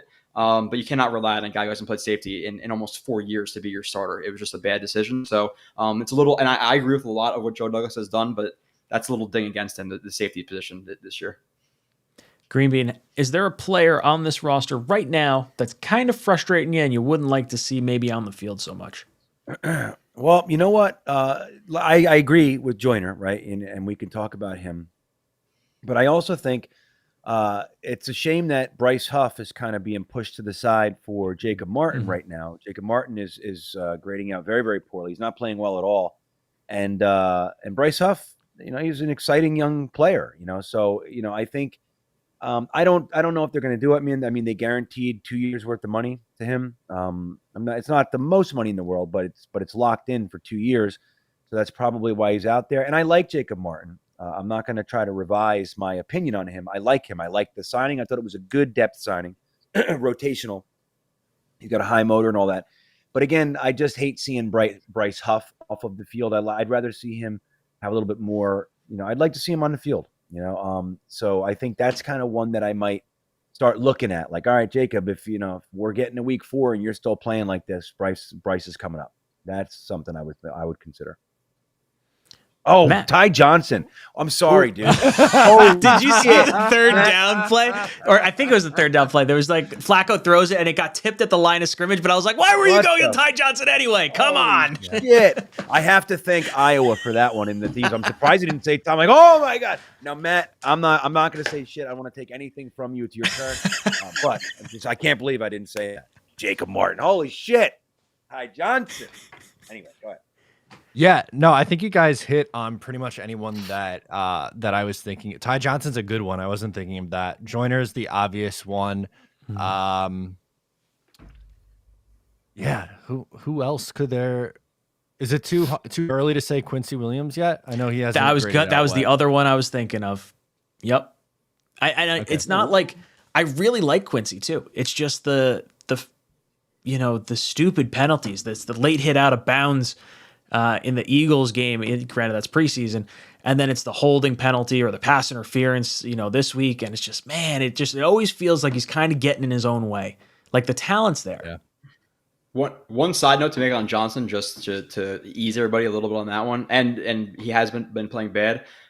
He is a very, very finesse player, and we just played two very, very physical teams who don't really match up well with his strengths and weaknesses. So I think when we start to play teams who spread it out a little bit more, and he's able to use his pass rush moves in space, he will be a little bit better than he has been, because he's been disappointing. But you'll start to see some uptick against some more finesse teams, because he's in no way a power guy, and you're playing the Browns and the Ravens. It's just not a good matchup for him. But I agree with Green Bean in the sense that I don't think that Bryce Huff should be inactive for 2 games, regardless if Jacob Martin plays or not. I see Conklin in the chat too. That's an interesting one. I thought Conklin was going to be, not necessarily stud, but I thought he was definitely going to be like a go-to guy. And it just feels like, dropping the ball twice. That third down challenge, I thought we had that. I can't believe that got overturned, especially when they wound up challenging like the Sauce, touchdown a few plays later. I was like, oh, that one clearly like dropped in front of the ref, but they're going to challenge that one and they're going to like overturn ours that looked like a catch. Joe, how'd you feel about like that third down catch and Conklin in general? It had to be the fact that he didn't control it completely through the ground, because we can clearly see the green strip between his foot and the sideline. So it had to be that he didn't control it through the ground. But overall, like, listen, at the end of the day, he blocked well last game. He made a few nice catches. The one over the middle, stretched out, guy draped all over him, and then he had a check down where it was only like 3 or 4 yards, but he had a guy draped all over him. Now, of course, like we were talking about, like Jets sign guys and they suck. He had 2 fumbles in his entire career, 4 years, 5 years, whatever it was. 2 games of the Jets, he has 2 fumbles. Like it's just the law of averages are going to say he's going to stop fumbling. But overall, last game minus the fumble, which is hard to say because it was a fumble, and the drop where he was currently in a situation where he wanted to run with the ball quickly because of the situation they were in, which was disappointing. But he's not going to fumble as much as he does. I will stand firmly behind Conklin's. Is still a good tight end. This is not going to last. We're going to be happy with him by the end of the year. It's tough for these guys to shake off the Jets curse, man. It is like, what the hell's happening? My fingers. I have no strength Can't in feel my hands. Right? Where am I? Can't feel my hands here. I got depth perception issues. I don't even know what the fuck's going on in the stadium. It's weird. I feel like Conklin has the most upside of the players that we might be a little bit lower on right now. Like Corey Davis, I thought has played relatively well through 2 games. He had the one throw that might have been like a little bit behind him. Still should have caught it in the Ravens game. But, we saw it early last year too. They went to Corey Davis. They're doing it again early this year. Now, I love that they got Garrett Wilson involved. It felt like after week 1, everyone was like, feed Garrett, get him more on the field. And then it was just like, we're going to make a conscious effort. Like this dude's getting the ball nonstop. And I think that is going to open up more opportunities for Elijah Moore, because I mean, you just look at every time Moore is targeted, he's just making a beautiful toe tap right on the sideline. Like nothing like crazy flash yet, but I'm just waiting for like the cork to fly off and him to really like bust loose. Joe, how you feeling about Elijah Moore this year? Yeah, again, I think like we're all so high on Garrett Wilson, like we're kind of forgetting about what we felt about Elijah Moore, and he's had nothing to kind of like lose our respect. He's been fine. Week 1, he was open plenty. That obviously the offensive line just didn't afford Flacco time to hit him. This week, not as much, but still solid. He's going to have the game where he has 120 yards, and we're all gushing about Elijah Moore again. It's going to happen. He's a very, very good player. And then even like Corey Davis, listen, like he's a number 3 for us right now, and he's a very good number 3. Understand that Nelson Aguilar is making just as much money as he is, and yes, the week 1 you can't drop that ball, especially because he dropped a lot of balls last year. But if you watch him rep for rep in his week 1 game, he was actually really good in week 1 minus the drop, which you can't have. But nonetheless, he's still a good receiver. But again, the thing with Jets fans is like Zach Wilson wasn't completing a lot of passes. He's dropping passes, so it's going to like multiply because he didn't get a lot down the field. So when you do get it down the field and he drops it, it just multiplies, and we hate the guy. He's still a solid player. Does he need to cut out the drops? 100%. He didn't have a ton of drops in Tennessee. He had some drops, but not as much as with the Jets. So you hope it averages it out. AbLab Studios says, will Cincinnati lean on Mixon in this game? I think you'll see them definitely have success with Mixon, especially in the screen game. The Jets don't have the linebackers right now. Now, 𝐷 Alexander has been a great pickup for the Jets. That dude can lay a shot. And it feels like we have, 2 heat-seeking missiles between him and Quincy Williams. Now, I still question the screen game stuff. And Matt, I saw you shaking your head. How you feeling about Mixon this upcoming week? Yeah, I think in a weird way, I'm almost more concerned with him than Jamar Chase and T. Higgins, which sounds crazy to say, but I just feel like they could just kill the Jets with dumping it off to him and kind of running it. Because we saw in the second half of the game, like Nick Chubb and Kareem Hunt were just unstoppable in the second half of this game. And I just worry that the defense will, hang around for a little bit and then just get tired and kind of fall off in the second half here and get beaten down by, the Joe Mixon, running the ball. Matt, I'm going to have you go over to the Twitter sphere, see how many people have retweeted this stream. Green Bean, I'm going to ask you to go to last week's show, pick out 5 people. And Joe, why don't you go to your most recent video, and let's pick 5 people from your most recent video over on Jets X Factor. And someone's going to qualify for a t-shirt tonight. Ooh. I thought you were making a pick from the chat. I know Jets Forever hated me the last time I was in Green Bean's chat, but this one I'm not as bad. So maybe me and Jets Forever are starting to mend our differences here. You guys are friends. I was on pick bridges. That's okay. We're building bridges. Yeah, exactly. We win and now we're friends again. So right, that's nice to see. This is nice, warm. It's warm in here. I like this. Let's see here. All right, what did you say to do? All right, Jets. Okay, here we go. All right. How many am I supposed to be picking, Ryan? I forgot what you said. We'll go 5 each. Snowball made me laugh. He says Chubby Hunter, so he's gonna get qualified. It's my show. I can make the rules. Sorry, Matt. You got some people? Yeah. Okay, I'm ready. Fire we'll go away. William McMillan. Okay. Scroll around a little bit. Mark Ferraro. All right. We'll go Nick Dalbora. Okay. We'll go Joey Jets. Love it. And then JD. Green Bean, give me 5. Kobe Joseph, Kobie. Ed Vargas, Andrew Gabrielson. You said Mark Ferraro already? You had him? Yeah. Yeah. Okay. All right. Let's do these 2 guys. And Never Image Entertainment. Never Image? Yeah, never, one word. Never Image Entertainment. Yeah. And Okay. That's Chris Donardo, I think. And then Jersey Metal Mike. There you go. All right, Joe. Give me 5 from your channel. We got BC. All right. We got Luis Pineda. Yeah. Right. We got Caden Valeri something. I don't know. Just put Caden. He'll figure it out. I definitely spelt that wrong because it's probably a C, not a K, because I'm an idiot. Go for it. No, I don't know. We got D Mars and Pug Life with a Y instead of an I. And one more? Or did you pick BC? You picked BC. That was 5, yep. Yeah, okay. Numbers are hard. All right. Let's play a little bit of odds or evens here. 3, 2, 1. Oh, I didn't know. I'm not sure. Okay, this is 3, new, 6. so here we go. That's a 10. That's an even number. I'll be better next rep, I promise. There we go.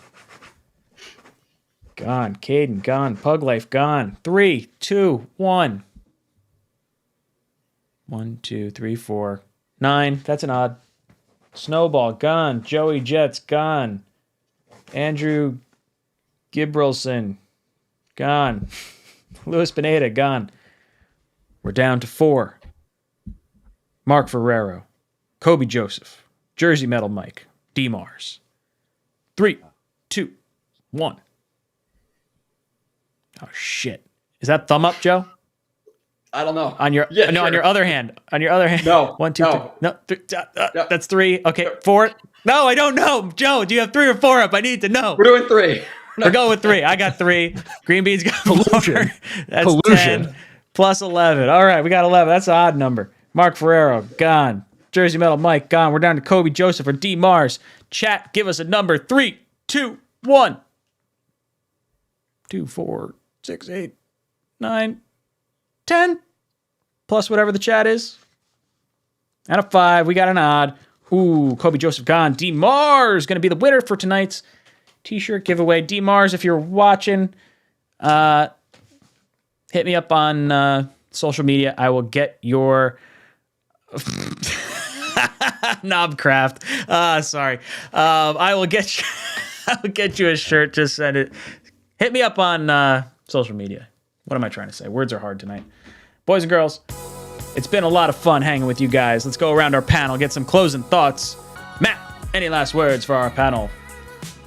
Victory Monday and Tuesday was fun. I hope we get to do it again next week. How about the defensive line shows up and plays well, and more Garrett Wilson feeding, please? Green Bean, any last words for our panel? All right, I'll second that. Our defensive line has to be better than last in the NFL in sacks. The podcast is out now. If you want to see Browns fans cry, check it out. You're going to like it. Green Bean Jets Fan on YouTube. Joe, thank you so much for joining us tonight. Let us know where we could find you and what else you got going on. Jorby31 on Twitter just did a 3-hour film review of the Jets and Browns game that should be posted tomorrow. Looking forward to talking to you guys when the Jets are 4-1. I get back from Italy. Going to intercept Matt's package, the Garrett Wilson, burn it, and I'm looking forward to getting some recommendations from Green Bean about barbecue. So, I love it, boys and girls. Thank you so much for flying with us tonight. It's been a lot of fun. We're getting a win against the Bengals this week. It's happening. 2-1, boys and girls. This is Jets Talk signing off. JETSFAN.